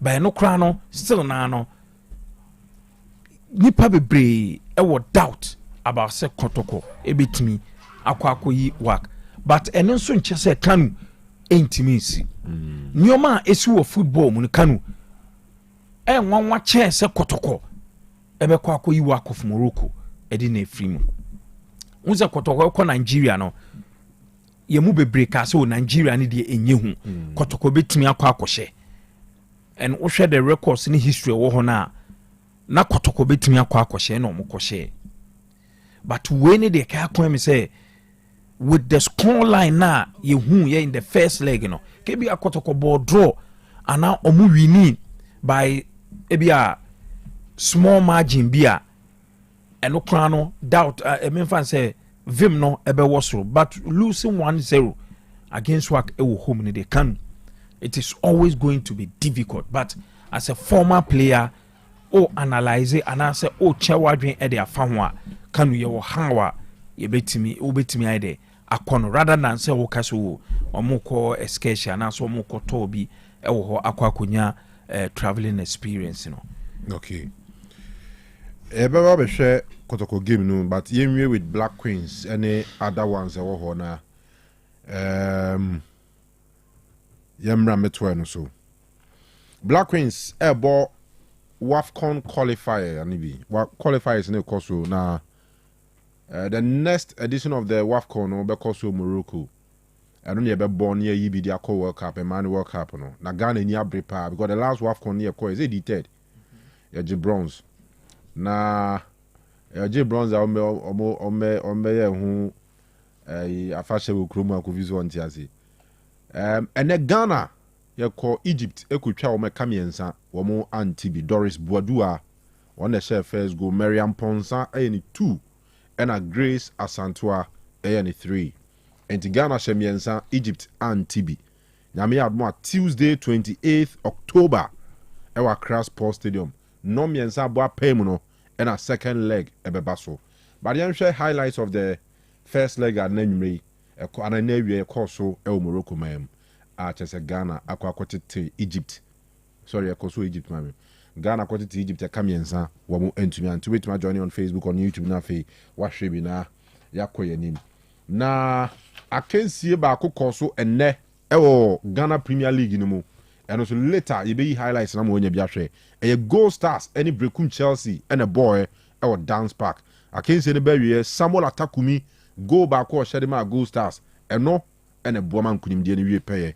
Emma the league champions and I can't say anybody and a head coach Nana Yamankwa I didn't say me too that. The game was very tough. You know where when you assess where the Breaking Chelsea is coming from, you could see that they are very, very determined to get a point here. We also determined to win, and by God's grace, we are able to win the game. Coach, 12 matches this week, you managed to win. How do you feel as a coach? And moving to the weekend, what is the plan like? Yeah, first of all, let me thank the boys. They did very, very well. The supporters came in very strongly. And I'm also very happy because the team is in transition since we came back from our Champions League. We decided to work very hard and then redeem the image. So it's very good for us. Just a point away from the top, coach. 6 matches yet to go. How do you describe your team? Yeah. The team is doing well for now. We are hoping nothing will happen to us in terms of injuries and the tiredness. We are going to manage the team very well. We are hoping we can defend the title, God willing. Okay, so waiting some more. Head coach Emma Gold Stars run an arm and quality 2 drafter and I can see no. All right, now Ochina Ghana Premier League I can see no. Bako Basso ewo Kanu Sports Stadium Heart of Lions and Basake Holy Stars and airball. Basake Holy Stars, I mean, and your man said Uncle Ye Emma Womo and a chat to a crowd league no more 2 points from 5 games. 2 points from 5 games and a team no enya so far. Ome hwe nim say echina ome tumi akoyi bibi e okpando. But head coach Augustine Evans Adote the pre-match conference yesterday a team traveled last night. As I speak, we are in Kanu getting ready. Recovery training comes on this evening, and then come tomorrow we are set for the upcoming task. Talking of not scoring a goal from 5 games, all that I will say is we are struggling although, but I hope things will get better as we keep marching forward. Come tomorrow, we are into business. I hope to at least get a point from Kanu, or if possible, grab the maximum point tomorrow. Because we are poised, myself, my team management, the entire supporters, we are poised to come up tomorrow with good results. It's not going to be an easy task. It's an hectic task. All that I want to say is we all know Heart of Lions, what it takes Heart of Lions to come against clubs, especially playing on their own soil. They've not lost a game until the Gold Stars, one of them 3-1 last weekend. This tells me that Heart of Lions will come all out for the maximum point tomorrow. We are also poised to ensure that we keep clean sheet tomorrow. Otherwise, at least if we can score, it will also be a good result for my team. Let's see what comes up tomorrow.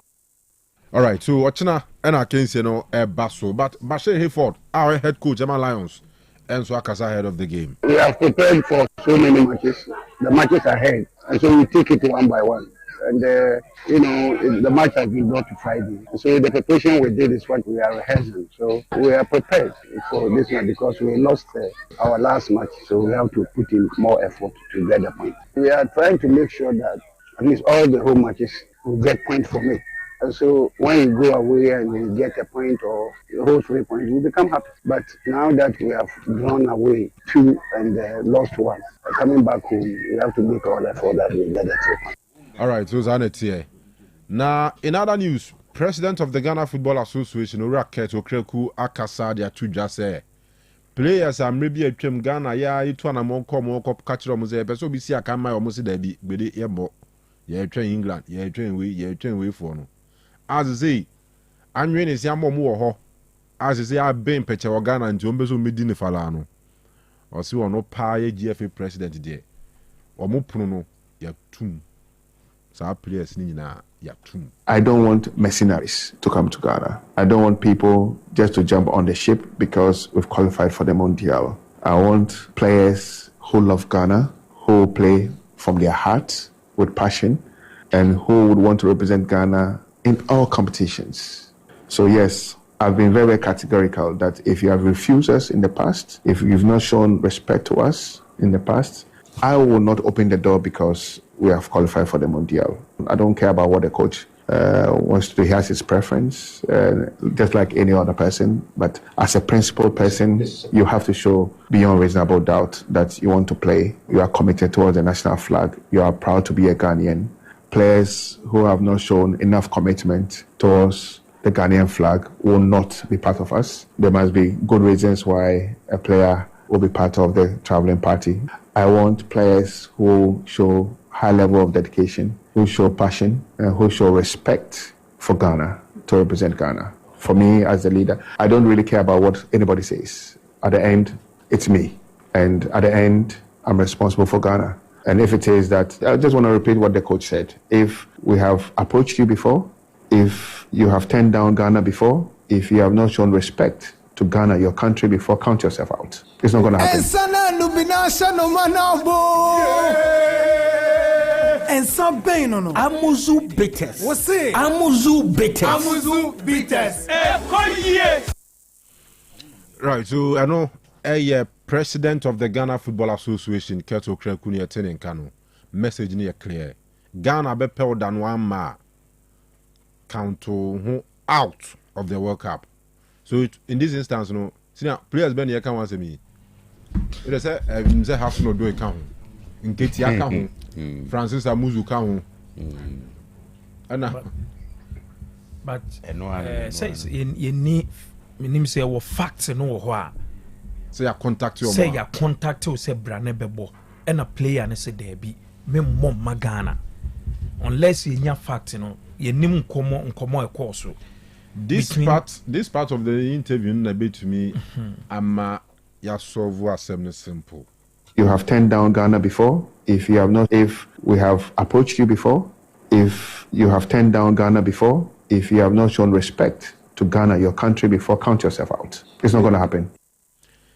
And if Ghana approach you before, if what any Ghana down before, if one show respect to Ghana before, count yourself out.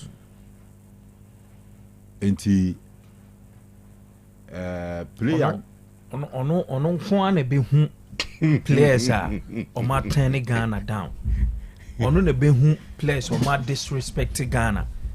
Minim de me kan say kan o frame me say member bomma Ghana. Na me ka say o ni o ma ba ko mienu nti no.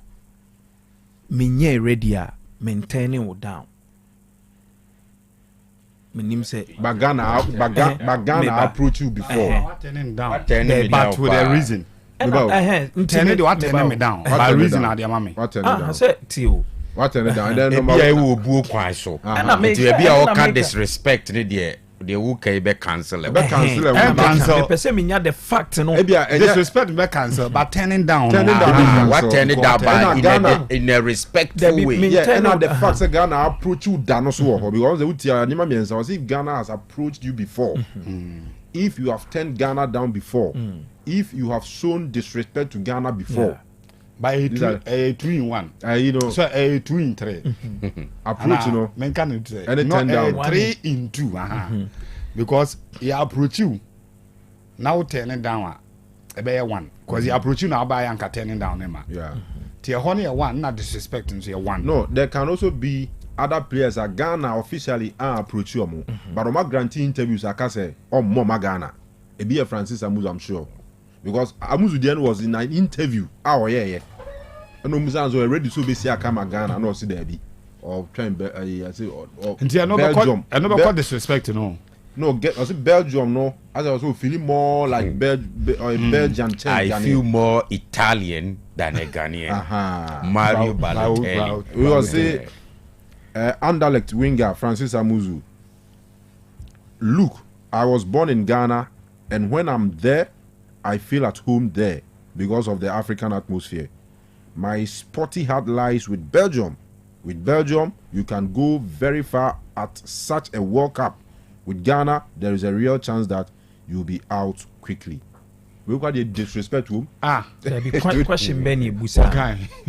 Ejina mebao, ejina question e Busa no. Me pese conclude say the American what so let me meet you. 5 minutes ago now catch us still asem. And our card the Canadian. No matter the question, they work no.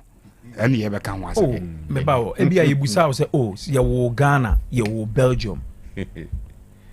Ufili saying and now country bena obey no more and no ye one okay dan say bia ye say bia Ghana fro me person me Belgium mo ko because Ghana no mo ko ya me film sisi say Ghana frɛ no and at that point ye musa say Ghana frɛ no and e bia wakasa asem no Belgium afrɛ no and wakasa asem no and ye interview and e busa ne question bia a man cancer into me be fear makoma Ghana en approach no and on ni baby never pack the cat kind there and you on more Ghana approach or more official in Kwanoka including on more why bibia disrespecting Ghana Salisu in the case of Salisu no on the for Madianka we do men who crack for the category you are not the NHM the standard into this standard no Kate SAT no before this World Cup.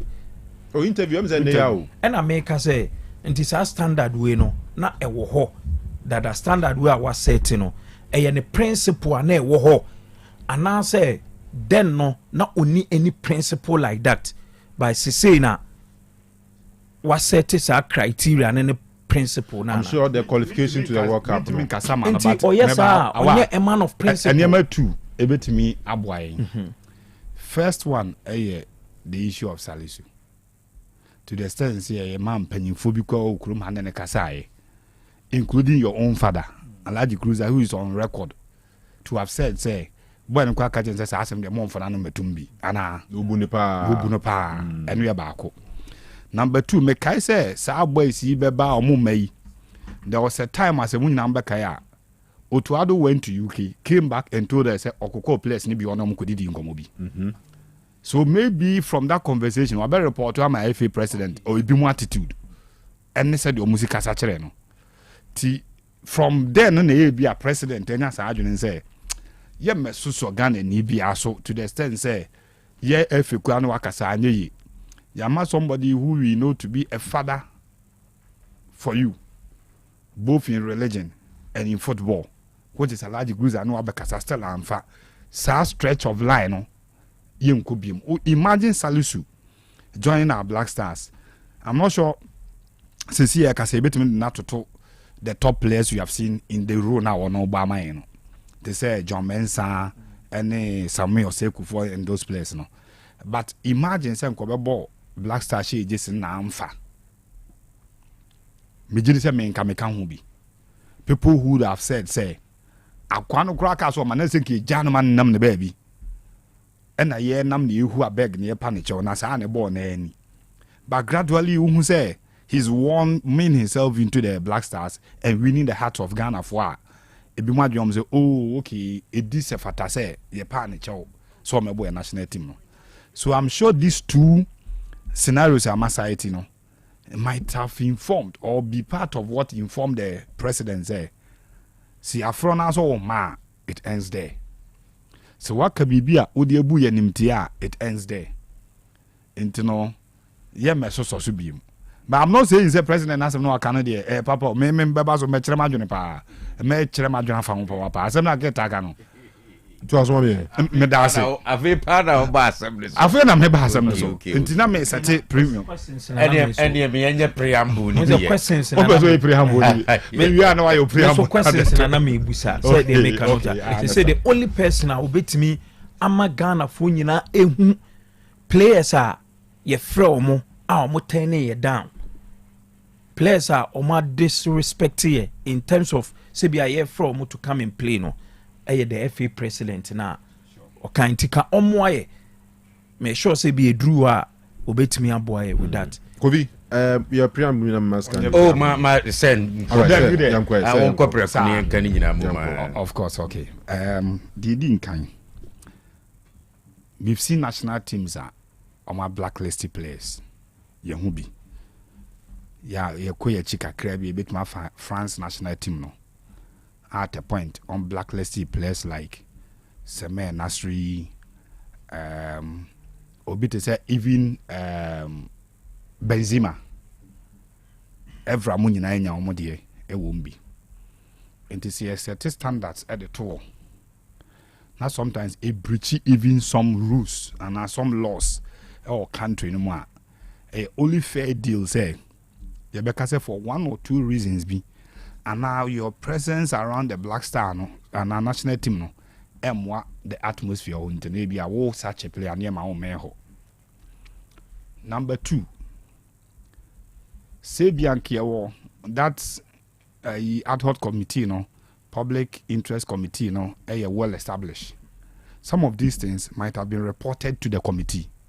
They are documented so that we can trace and know say player A, B, C, D, D in the past or my way actually into no. See a national team no say more so that a coach Biana obey national collapse no. You place a bit markers way more than me a Ghana for. So more and the Gina Ballon d'Or podium no crash on me and saying na Ghana for. Yes, you hear more national team no. So you don't even turn your attention there. But you see, Uraket Kasano.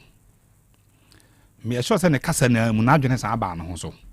Na me ya do so do. As if say sorry to say the dream self na enim say na eye ne dia at that time no. Ebi obetimi akasa oboso no. No we take unilateral decisions for the club no. Enti we betimi aka de ope. But all kasa na at a point. Na adwene ba no dem ko pe ba bia pia asem na ahye. What ya wo ye say the na coach yi Kanu na me ka bi. Minim say Kanu adwene ko so a. Was it just as the coach was saying? Tiafe na all can as a coach ni mum. Asema waka no no mum can be atoso. Meanwhile, asema will start you see you don't even care about whatever anybody thinks. This is our national team. We see ya kona anye ye ba be boarding. Of course, ye boarding na ye ba FA president din dia fra if it is failed mission. But I find it very interesting when the president or the personal issues if you only player be or personal interest and I say on one case and conviction be or winter or me fan free player Emma national team even when the coach believe we say obey him player no. Because I say he doesn't even care about what anybody will say. So now it means that all limited coach in terms of selection or you say or the back tournament so somehow coach no so say no na report to am say player we meet me frɛ no coach be ne call up and the principle no say we call up na you even discuss it with the management committee and sana about public tinye coach na identify say XYZ meet me no mo nya adwuma by association president and the captain say men frɛ boys we ma camp on ma after the tournament.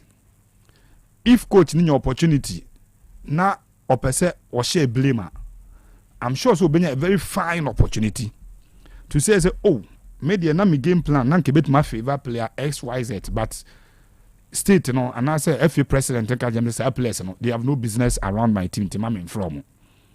We a national team. If there's nothing they have done against the state minimum. A breachy yamra ye di adwuma okrum ha. I'm not sure the president can just stand up say me de player ya fraud no wa ma our national team. Player what disrespect here that in the disrespect here can one obey me define because he insati bibian to say oh yeah there 1 2 3 we just say what disrespect you be. But can what you consume wholeheartedly a bit my the same thing I could feel a bit yɛmfa ne feature koraa. If there are no standards, say idea we be okay. Say after the Jemefe Commission, there was this thing. Say Black Star players na sign. You be bond code of ethics at the all. If there were something to measure players' attitude or to guide their attitude and conduct, and you refer to say, oh, we breach number 13 and number 6, and nun from a national team no. But the air kind they lose more like as a president and no authority as a president no. And what be deny Ghana phobia or more Quenya say or more Ghana citizenship no no. Opportunities or more ni EGBA from unsem. Or more opportunities or more as Ghana for more yeno. And on privileges no more rights ni no. Every president here they need to me EGBA from unsem. Say me am free way because why you say actually me. Because your kind it looks more personal than something against the state. It yes means to also say player aye near mo husem de actually or minor. In this case the who said 2014 ABC you know clearly na ye near mo husem towards the state. If you disrespect the first gentleman of the land, who is the president, in effect, what disrespect to my nina? Position of the eco am I public ridicule? We are seeing na say, your sister play a good free Accra to play here the Brazil. It's something that we can call a disrespect to the state. Say, I'm first Ghana me do a born here more. I nimpa sam pomboy call to training, which Kwesiapia, the then coach confirmed it. Say affecting the plans could can be a tournament in the free mono. So if a state now owns a place now go against the state, I'm not sure say anybody can run say you have more opportunity to those players. But when any too clear as to what the players have done, who come yakwe to say baby you who are the no a one ye beke Kanu or mom boy na nenko. Which in effect it is not the proper thing to do. Yet here kotoko African. Ombo league in the way. Yenina and I say anybody, any sorry to say me offend any well-meaning person who say unya better players a chain there or more a bit más sign or more so before up the squad and now they are called competition because you are moving from one competition which is the Ghana League now budget and now the FA Cup now into a more difficult competition, which is the Africa now. Obekwa kwesi oppositions almost so chen. World Cup qualification ne Central African Republic ne Mali and Comoros mo na boboy no. It is likely that if you want to go far in the World Cup, you'll be meeting teams that these countries cannot be compared. It will be share tough thing. So if you have any player whose performance ebet maboya me are better than we are today. No a Ghana ni nkwa dia. So wonya dia etia Ghana mra okrom hanoma. I'm not sure the president should be more personal on some of these things there. And until players be have more national team no because your friend that work so ma. Sebi you. Nana no mkura no almost afena mu no moves so ya. Omo timika so musa omo kase omusa yare. O friend of the bia obeba. So for whatever reason the person cited for you, I went to me amano. And no ni nyina yete ana yehuna yebit maka say oh we there. Just like they already me who say disrespect to the football your football cycle no, let me put it that way. Belgian player no to say oh me ba Ghana there for culture ani bibi ent no me Ghana ni nemum eba me football life ne there me a Belgium me and non a very fine statement ended there. But say oh to I can say oh so okay say oh bobo ama Belgium dey akọ animu a obekọ pa a chen Ghana no because oko tournament na Belgium dey obekọ fa and na Ghana e dey free muntem. It may be a statement of rationality. I don't want to say fact because nobody envisage say Morocco will beat Portugal and progress to the next stage. Until something which is a possibility and maybe on the high side, such a Belgium tournament, na Ghana ko tournament they will progress. But even in 2010 baby a drew yansa and exited the World Cup. It was South Africa no. Belgium were not there. Cause here ko third place match no. Enye ho na Belgium gina. So for me Kanu FA president no speaking more of a personal thing than say obey the broader picture no. Say so FA president. And na una control the football no. Sa players here work on mo ho asemi. Also mo bi because e bi afro bi wa amada. If the president of the land also can say equal opportunities must be given to all Ghanaians. All Ghanaian. Our footballer biano. He must be given equal opportunities. Between who are FA president and the president of the state. Which of course, and you see the idea that say your constitution emma equal opportunities to every sound Ghanaian biya. So for me, Kate on sign rebium made me feel at a point not going to ban hustle. And that was when no person could pierce him this coach. No person would the upper. So for the benefit of listening, the last bare 5 seconds, no. As some more kind uncle ye piano coach as a coach in mum na can on mum air for so. Meanwhile, you have said it in your intro, went ahead to say you don't even care about whatever anybody will say. So they all true. One, Minister Tim Mekami. Or party so unti. Not even the president. President Nanka Sanso Krabeka unti is ano catcher. And this Ebiana minim said ya me teteno. Awa won't what to be ana. Me tetins and be say players be a young more national team for a very long time be.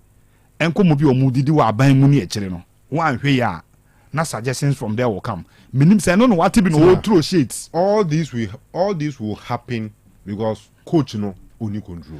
Aha, ti minim say no what in throw shades at the presidency ne. Aban mu for ne say mu this ankomo na munyai. Because me quite to. But the national team who you say na the president so catch us any o can say nyina wi a no wa pesca free baby a the be team no the akọ tournament na wo ba be end. All right. Anyway, Kobe senior where Francis Obin was I perfectly agree with what Mr. Keto Kreku is saying. No player who turned his back at us must be allowed to be taken to the World Cup. Elsewhere in Morocco, Kotoko shall seal qualification because the WAC team I saw last Sunday is not an exceptional one. Phobia never say that until the bones are rotten. Francis Obin as a Francis Obin pan work at the Makotoko. Anyway, okay, mommy, me try na me monitor na me wa hasi. Nse nkomu ya na makai Nigeria for no mbebisa se na who cause am. Sa no mbebisa o. Who kai se Ghana ni bi so eto nyum or say na who cause am. It be the telephone or the fine lady. Dr. Pooh, friend Dr. Pooh. Aha. Na who cause am? Yeyani akopa se mama e. So, me GFA president ni ade ye part bi obe confirm the yenim. We have always said that say football nko asem dia the GFA president is very powerful, and he's come to confirm that. Even in this interview, say he can decide that we me and freno because why say he doesn't care near coach Edwin. So he's come to confirm that. But a banner disrespect ne we are turning me down near the end there. My dream say baby Ignas is here, you know. Ye pa. Ye nyabutre. Me de make me person me can see ye nyabutre answer. Enti be a GFA president we nyabutre. Because one way ya obe kan simbine amechina wakodane wano. And senior si ye kan manfo a o ma turn it down o menya. Ene mo pa mo mienye auditor go be given the opportunity. They will leave this country, take your country, me call Canada, US, UK, Australia. a lot of us. But in this conversation, you can't footballers. And I say ye be money when he say ubi treso or pegana and I on pegana. Akwenu say nyina so baby a o ko gina Ghana na emu nyina. So what yes you. Na ade ni nyina no ekokowi say. Ya make attempt in the past. Na ye posture ne kire say ye nwie ye besa nso abiem because so hwe ye collapse now. Most of the times you see new faces. But senior, ye nwi hu say ye na Ghana ye kwa kope players every amono no ye ni sa players ni mienu pa hwan ye ka say or opportunistic ebe kwa ama no ye ebi a players no kwa ye nim kwan a se bi enke wo omutu krom ha ana omutena krom ha nka omo no kra ntimi anko ye. We don't even know how they were brought up and how they were groomed and prepared. You answer yes will be the 20 years wa trinity ye hwe ni nchi a emsane na na free Ghana ye ko ebeboa gidigidi ni ye ko ba nukure wom ni se omo adwen asesa omo ya program no omo differently system bi na atete o mapeje o maba and to go and convince them to leave that space and come no ding. And one way o first attempt or second attempt you be turning in down because when the opportunities so be representing England obeja also be representing Ghana e betimi asidie ba dodo ahe he yetimi ekuta sisi even Inaki wo hweya se speed for be frena na woni ni nua ni biedu nyina ba Ghana ye ko bi so ni nua so ono kra de onyini ni odwin ye hawa ne club side no obetimi abo develop ye hu ya ne say Spain for show interest pa ene omo ma omo ni nua pani no wo twen ya amfa no enu hu so I have the chance with Ghana and obai and almost all of them ene nia that's way anim nyina yemfa nhye ye tirim say yes seti baby na yanwi hu yi because hwe or the chance to wait for abrofo na obetwen senior ahwe yi a yeni na we studio he nyina no ye wo chance ye be behave like them just like many Ghanaians ain't na make sure say the point is that but wo hwe na say system a unyini wo mu no untumi nyom ho nkobo for a different nation and then why wait say our country be qualify for World Cup no why you make yourself available enye World Cup and you say World Cup, no. Okay fine World Cup no say enye World Cup this edinketia ne hat no do emu conversation no egamamu say World because Cup one no. AFCON be na yanim okay edinketia World Cup here qualify here Francis Amuzu all of a sudden nakuma wa bi di Ghana media unse ewiase na ye team no obi hwe opportunity bi ebeboa no maybe they think this is the opportunity. Good. We can decide otherwise, but I'm saying say the way I system ni TCCA there are even footballers in Ghana omo dwen say so omo tena ha ya kusie wie ya omo ntimi mobra to be a chance adwane akọ enti almost every single season bi aye lusu your best nyina ma omo kọ enti ya nwe ya ne akoseti ba bi e chena no na eho asem akọ akoba enti na me ka say ebi a we nya abotre na obi o ka bi nyina nso baby a wo bia media memfo aso obi be disrespect o man no but inkomo bi wo ho no ma utumu se unya abotre kakra bi a said your can no enka wo nka ne sa bi clearly we share cat conversation a confirmation that personally you know as FA president na what take a position say on penemu bia such players no obia enya chance enko World Cup enko represent Ghana and nothing and even the head coach ne betumi aya e be na adwena sisa because we take the conversation now was not even the coach and I don't care about what anyone will say anyone so president can be president of Ghana can be chief of staff ministers MPs central for Ghana new chat tax obi can be also on found the obi abeka on penemu bia mobi sa players no. So clearly the battle lines are drawn. Yeah, but players no more different countries. If also Keved money are you na qualify. I'm for one inch was any. Now say wow here say bia wo nya botra nke bebo. Free or just naturalize answer. Abutre wie nkunimdie no aha eye adwuma papa. I'm naturalize no more say nyina bebo. Anyway, one first second yan kan esa confirm say the national team call up no enye coach ni nko ana eye. Oh na say you buy na from the one okan. We refer interview with Gary na.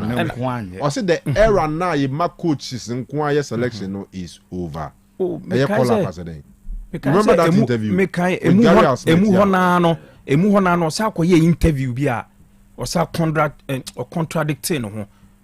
Menim se wo kan pa o sa ko ye interview a no pese o chese national team call up no ono enyo oni eni say bi ye coach no ena na amanfo refer no to that earlier interview na okoye no but eni kwan say basa national team call up there I was a coach and power there also be at me testy coach and I was so be at me testy power and me sure say the interview can we be o kotena say ade china say ne ano ye me sure so kotena sitia and I say be a more advising on be a communication department no omo betimi a church and be a omo gidi say nanka in giving the second chance no and as a second opportunity no ka on konisa and as candy can earlier no ultimately said the latter part of the interview no na nyoma ni bi wo ho a afi na o hihye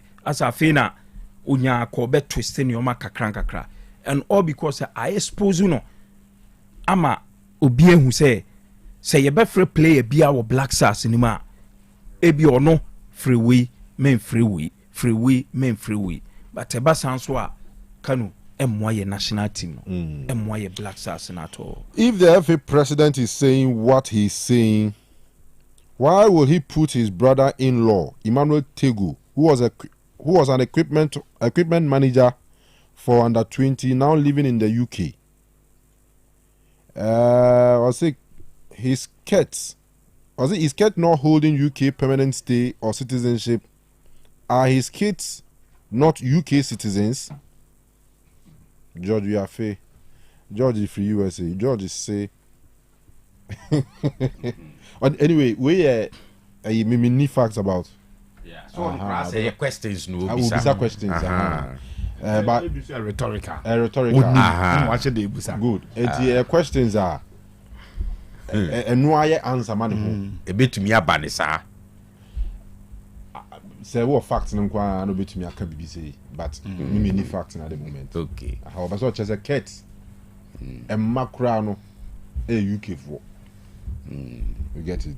As upon we are president of Liberia no. Now they buy US ni. President of the land no. See well. How my see won go for bebre wo krum ho mo san ye other nationals. Bibri wa dual citizens Bibri. Anyway, yeah share ochina match no. Echina 7 p.m. Ewo Mohammed V Stadium, Casablanca. Ehona with that. Any Asante Kotoko ebo. Ma rain the first leg no. With that Eba Ghana, Accra to be precise, Eba Sha Asante Kotoko 1-0. And sana nubinasha no manabo. And some pain no. Amuzu bitters. What's it? Amuzu bitters. Okay. Yes. Yeah, my mom just a quick ones on Ochina case, you know, na.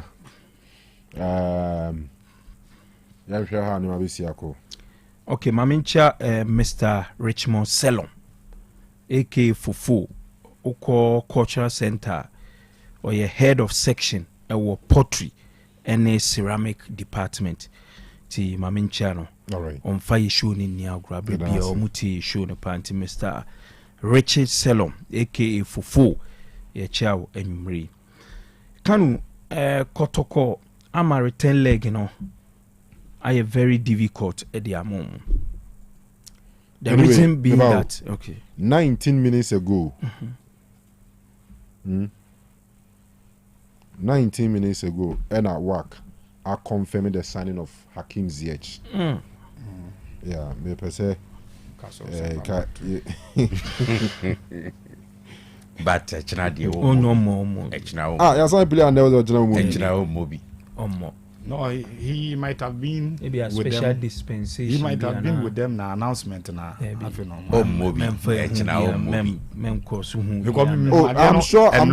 I'm sure even the Kotoko players would love to see him play. ZH play against them. Oh, taki ZH. Now we know what be a ZH so ebe lavo ebe ne de se one obo against Kotoko. Yes. On also the Bekani see. No, ZH on first match. Oh, confused. Also at Kotoko. Me first match. Eugene Siri. Yes, Wabama Kotoko. Waboitia Kotoko. Or the Bekani CV home. And when the Bekani CV say, Uboma Kotoko Diana. Africa Bebo say to say Wabo Kotoko on Supain. Oh, there be say. Oh, there be saying the first game opponent town in the no bet me their account.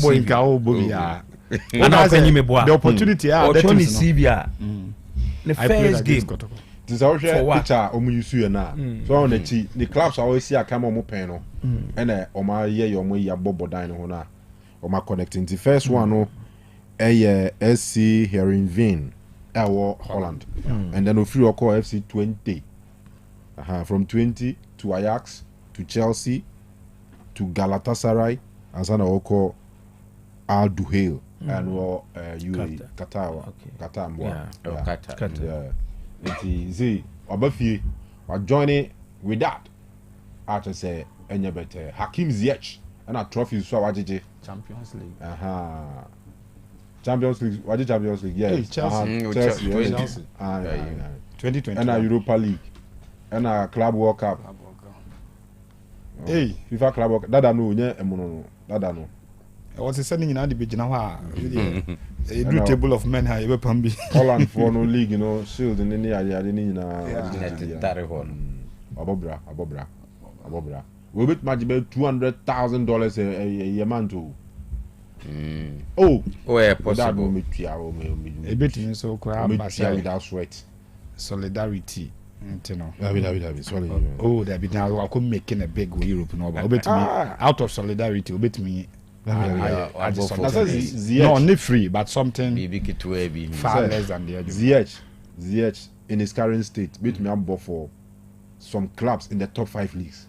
Obey me abo. Yes. But ABA for solidarity say me be fee be ball once and me we football. Obey me compromise ya GBB something small to play. Anyway, and so but the message chance say work the capacity to pay Kabia. O say Ali no mama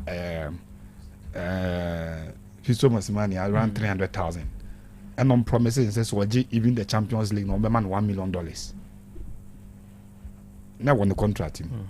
This can the omu bita hopa, but I'm sure say you any African organizer will be Mikiska. Yes, na me can say Kotokwama game no return leg na I very very difficult.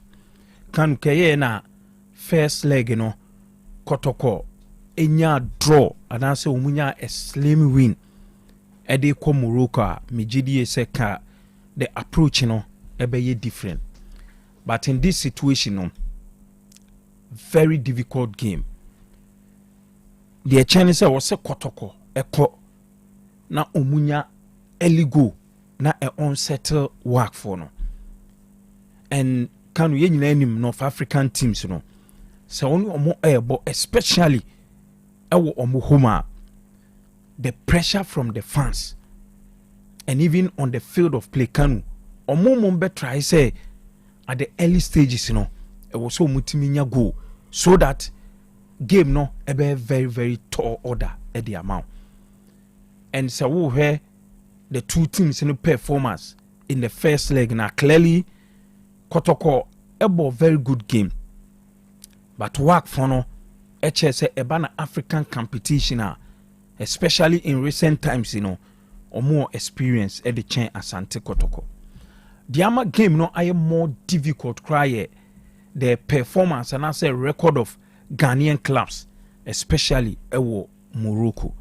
We hear the history of Ghanaian clubs are one North African country ye kwa Kanu yen sheda nyade and I say ye more home modern the Moroccan soil.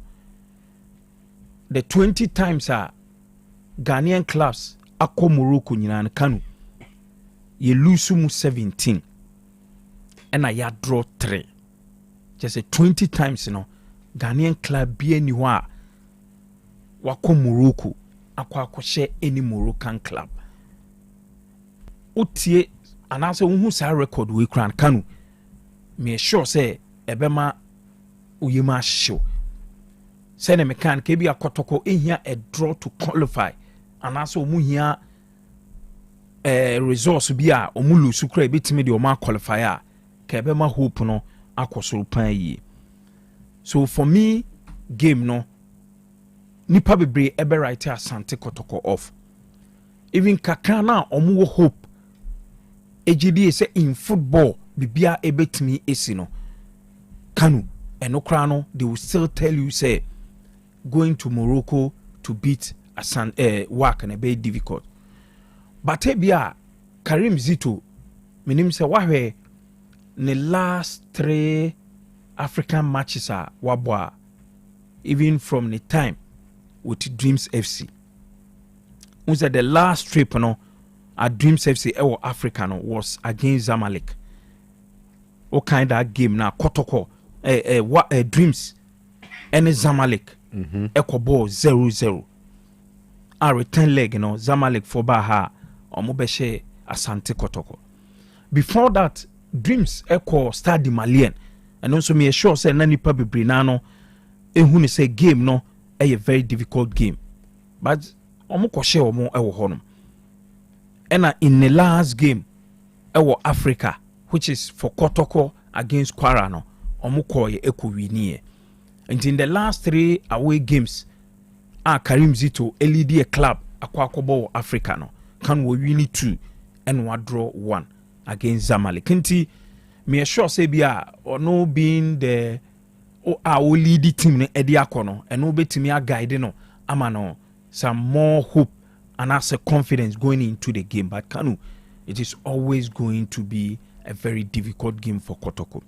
Minim say Kotoko will give their all but ye nyina ye hope say in football no bibia ebetimi esi which of course many obi obeka say bia no ebe ya adwen send your first leg WAC ebe share Kotoko ebetimi akoho akwa but in every aspect of the game she say all share first leg cry ewa away na yema each player 4,000 euros so it show how motivated WAC for no and some of them can omunim the importance of qualifying to the group stages and I say the next round of the competition.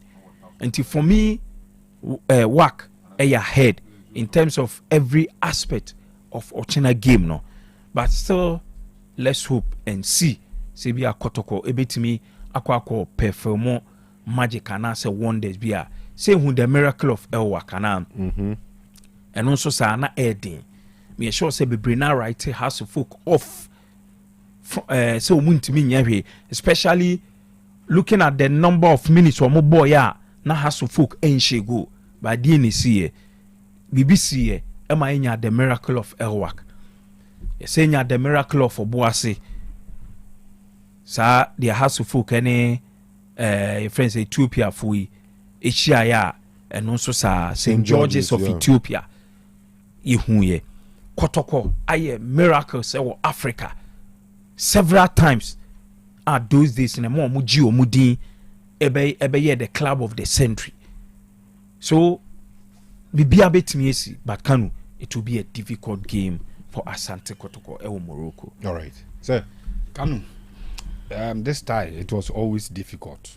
Mohamed Efi Stadium no was a nyamkura facility and Samadu Koronko and just small facility kura pitch na grass asphalt fana hybrid grass we be near Kotojo also no anyway yanko yes the tie was always difficult. Even if Kotoko had won 2-0 Kurawa still I still believe say a difficult task so ombakwa we akwa rini and on betimi akwa nya a draw honom they are qualified to the next round. So baby omudina sisi ano hu edin But you see, in such positions, there is a positivity. Ahead of this game, once a CAF ranking for interclubs, WAC, 7th. The closest Ghanaian club, Dream Service, year 26. And I think 51st, Mediama. Into Sahara ranking on Kwakrani in itself tells you that we are very far. In the first 75, there is no Kotoko, there is no House of Folk, there is no Blogum, Chelsea, Adriana Stars, or whatever. 2 clubs here, within 26, 51st. Number 2, the difficulty Akotoko Mwaku Jinamono, losing the first leg at home. Who said in these double fixtures na ebo when away go ru esanwo premium ewo mu a, the best resource ubo homa. If you can't win, you play a goalless draw, so that any draw away or a win will carry you through. Football movie be at missing on Kanu. Now is an American of say. Sasa I can't tell my favorite na at of moon. Favorite way favorite na ya channel. When ya score line be a would you know why insist so only nimbo no ball. And they be on the day no break it down and ya born be 2-0 and not 3-0. Cause oh okay, oh there's a return leg no be a bit messy. But when the underdog lose first time no self freeze ya entire Newsumano. The most likeliest thing they say or no now is superior to you now the can share on a crowd bit massa to us as shall be. But advantage and as a positivity na make any. I'll be very surprised if Kotoko go into the game with the mindset na yenina and as any padodo na kebi wabontizo. Even if they will lose, say a humble defeat, be a respectable one, I will not buy it. Whether Kotoko lose by 1 or 2, they are out of the tie. Yes, sure more 5, sure more 6, sure more 7. It will not be the first time that Omo as a club and a club from Ghana ever receive such a scoreline.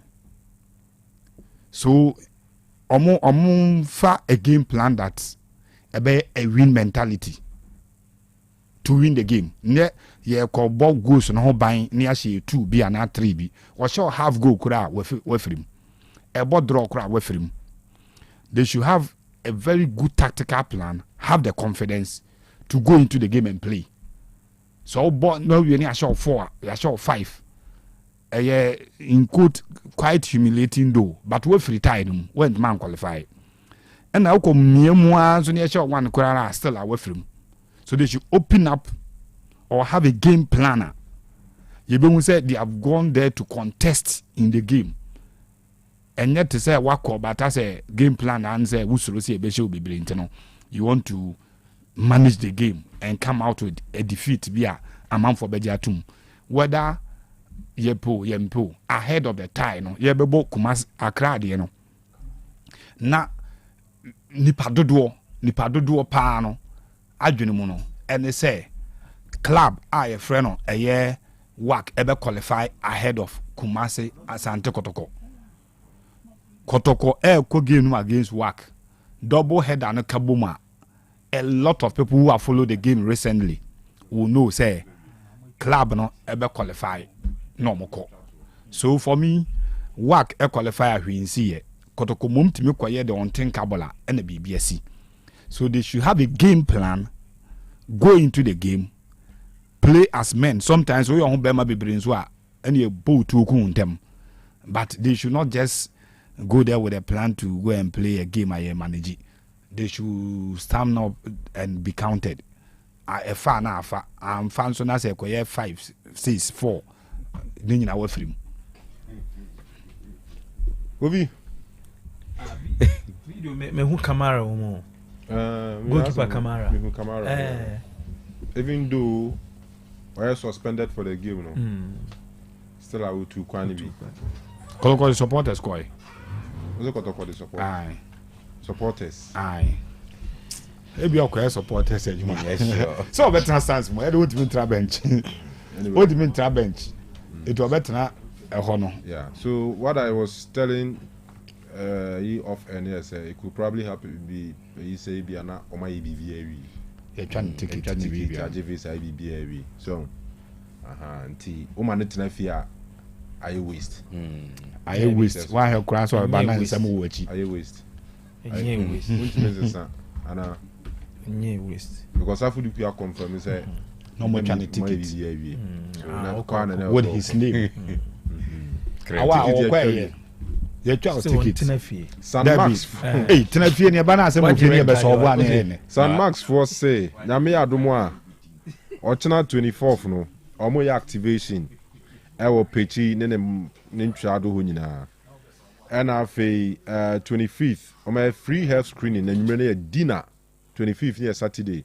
Na 26th na Thanksgiving. We na part of omo 10th anniversary celebration no. And a ekoso. Eyanum Hepa Plus, Pavi, and a Plasmos, and Nupami and Saint Boao. Emma Hunaminia Hodin fight on one con, or they say intimacy for general well being there. Yano Aquacope Hepa Plus, Pavi, and a Plasmos Nibiato, na Boao. Dr. Ben Nui, and there Yawada, Wunya Binuma, and as a we are who at this service. So what I say. Friend was 0542 778572. 0542778572 Heba show bi abekombiano edroi benyebi ato saranso na kodure kon Royal Enterprise okrasi ni nedro no o se osisi ya koko na ha oba menstruation CZ pressure also infection sciatic pains ni nyina no akope bi ato oba Otec bi wa ha Heba show bi mo bi wo ho eno eye okrasi ni nedro no Krasi doctor no de buy. For Krasi doctor 0244 470 067.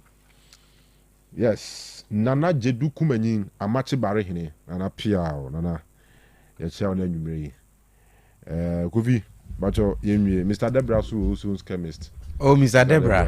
Mr. Debra. Oh, heavy plan. Second face of body. And I know she come say before you be call Spark no you call her. Oh, my new come up. So those are normal. Omo working face up. Those times they call Africa ni nyina. Oh, now Mr. Debra ne manager no mo share come up. Yes, I say ye build relationship. But my message I be dimi ho. Mr. Michael Osei Akoto. Ya dam for no war awmaso. I would din birthday last week Friday. Kanu ye ho adwuma no and I was send them a message me read the message and send it was send it Kofi see good news so say I owe you a jollof rice for my birthday a week ago invite Osei Akoto says Candy and the governor Monday 27th October is the date I mean my birthday jollof. Okay, I don't see that. So Kofi so pe jollof pound. Na we go video mpemu, na we video fufu. Hey. We video. Oh, say bi ana birthday jollof no, the jollof no akata so keke. Baby ana bi fufu chance. Na go bi na nanu akoye boa. Na na don't think here for his say. We challenge na nwumre. Okay. Chelsea ni o. Chelsea kotoko. Oh nana. Yeah, nanu akoye boa. Nanu de na ye. Oh, we de kakra bi o say Kanu me mechanic say e good say o system nim pa edom no dodo na enya dia o mu hwe bibi anim bia say oh like those days na Ghanaian club bi to kwan kra na you expect say qualification cry be ba oh we say we hwe say has be qualify kotoko be qualify ni bia eye bua kambi ne ya na uza say wakuma ye o ye bi ba say a lot of people na say ye shekotoko mpo a enyo omo bi asa on we system ni mu a but to say message bo akwa papa bi di ba ya na o kire say dan ka bi hu ase kotoko a hye wane obi na akọ penalty shootout na kotoko dia qualify no enu ye ni a Ghana for do na so e bo hu mpa ese say possible dia nka nyankopon ma lack mra kotoko side na nka saade ani mu nkoma kotoko na no no it remains ebi a wo mpa ebobi ana ebi a gidie bi ohun but aside that no a lot of the factors no in favor of work enti se ko ba ne se anye yi kura me nye sure se ebe nwa pi ba emu de me ne se scandi nya adwen se ultimate ni ye qualification enti no ye show kura ya show enti no biem na ball normal game ni ade me de me advice say they should be compact. Yes, they should be compact. No more avoid the corner kicks, ne set pieces, be close to the 18-yard box. So who say yes, I hey, say go stars a koji 5 koto koji 3-4 cry ye news. Intino if there is a way koto ko film cry enye humiliating na you bet media ya. I think say what they may opt for that option senior. But realistically who is saying? Oh, there's no chance realistically. So what the realistically but yeah and yeah. Hey, my ball so there anyway. Body ana ne kai bi. You see, that was realistically. Omo ni ma bi wo hono mo a. I almost the share teams from West Africa. Simple. Yeah. I've listened to another interview at Chastela the reason why I'm tired games numere no weather no. We do numere na wo. I work akra wo ni ade. Na no all cite an example I want to call Tunisia also call it to was it player be on in the call no. So player no mu do krumo no ntimi mpiem ko training. Weather nti weather no 1 2 style of play. Almost style of play no no bebo ha no. And the same style of play no ko bon ho. And then 3 huna no from supporters. Enti sa ne mani nyina na meka say a lot of the issues there is psychological. Be ya no kra pan sen ka bo na bia between na tie gina o. Ba wo ko ne hu hyeum. And no pi enko in your favor. So you need big players with big temperament. No, it means no matter. Those days now has no kotoko na those days as a house Bobo Accra Sports Stadium na ye ma. Kotoko bo aha ye ma. Until players now developing the attitude of playing in front of huge crowd. Sa omanya sa skill no. And then number 2, these were players are not equally no mutimi see account for those clubs. Bebrebe to me akọ break it through on first 11. Because those days a Chastela eba obenye biabo. Waje say oduro ba obenye biabo. Isa Ahmed most team no duro mu no omu burawura mu team a omenye biabo. Nti omu ni mu no difference bi anim. But say no difference no. Eso. Nti na ya my prediction about games that involving Ghanaian clubs, North African clubs, near easy no. We know senior. Me ni miracle be see ama kotoko etu me ko yi work free more watching. Even though a football. The way Kachi has here. Yeah. Even as Santi Kotoko fans no cry no. Me sure said there's a single one which me didn't say seen a boa cassette na Kotoko be qualify. If there is anyone. Oh man is messages when you be brave ana messages be send okay ba kubi ka say Kotoko be share 1-0 na ko penalty na for ba qualify. Hey and then so block dayechi enti now the birthday of Blessing Ejewa Deborah. Na ne mama nes dia basi and wishing happy birthday. Nti Blessing, I mean sure be brave. To Honorable Joseph McCoy Crispin Biney. Honorable Joseph McCoy Crispin Biney, Assemblyman for Kuwait Prabon. And Neba Jesiah McCoy Crispin Biney. And Sweden Awodane from Evans, a JC Kapo for Otec FM, Osei Akoto. A very special happy birthday, Honorable, and Honorable Junior. Nyabinshira mopa. We a Sister Debbie, and Odiaba, or say na down for pa, your friend gift to Puku, or SG Bank. Na would that. See, I'm wishing happy birthday, young conscience, or don't ye papa. To Sister Gifty. Have a wonderful one and a special message. Debbie deep chat to and say, I love you. She loves you. What do you say? Let me show happy birthday, big girl. And then we see Efia Usua Georgina. Efia Usua Georgina enewa woda ya inua tester the Phobian. Tester as well, wish you happy birthday Efia nyame shira bebre na fe onye akoma so ade nyina emma. We very, very important to me. Samuel Entry, Oko RCC, and head of HR, RCC, na Nana, and I don't want a friend.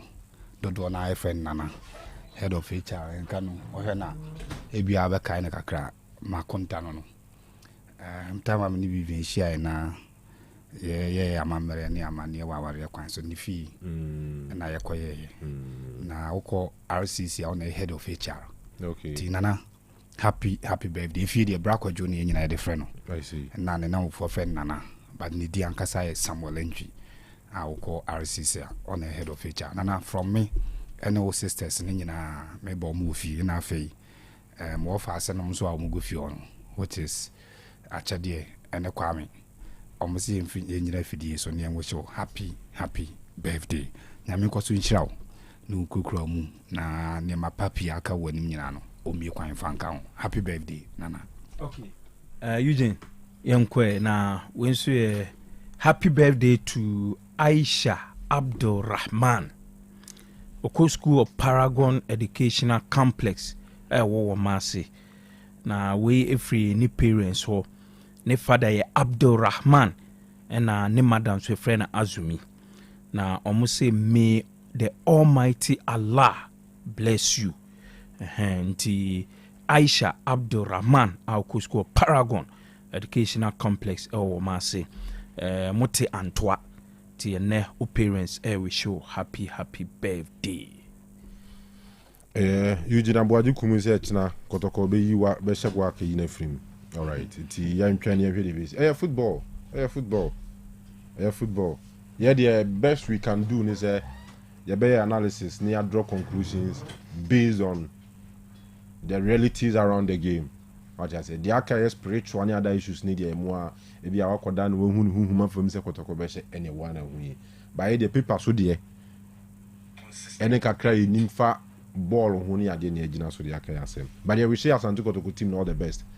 We may train one day yen Ghanaian club CB ubi abe right omo off enye ye no makoye bi am yehu sampa sa na ball tie so what you say na no other go star say ebe lusu first leg no fie no ubi ase enye yampa am ko 5 kotoko tifi olusu 1 ubi ase enye ye train ahwe be si kina enti ya wish them all the best, the players, the technical staff and impanyinfo edi team nanim ko he nyame nka mo ho na afei munye mo ho munye de metumi over 8 million support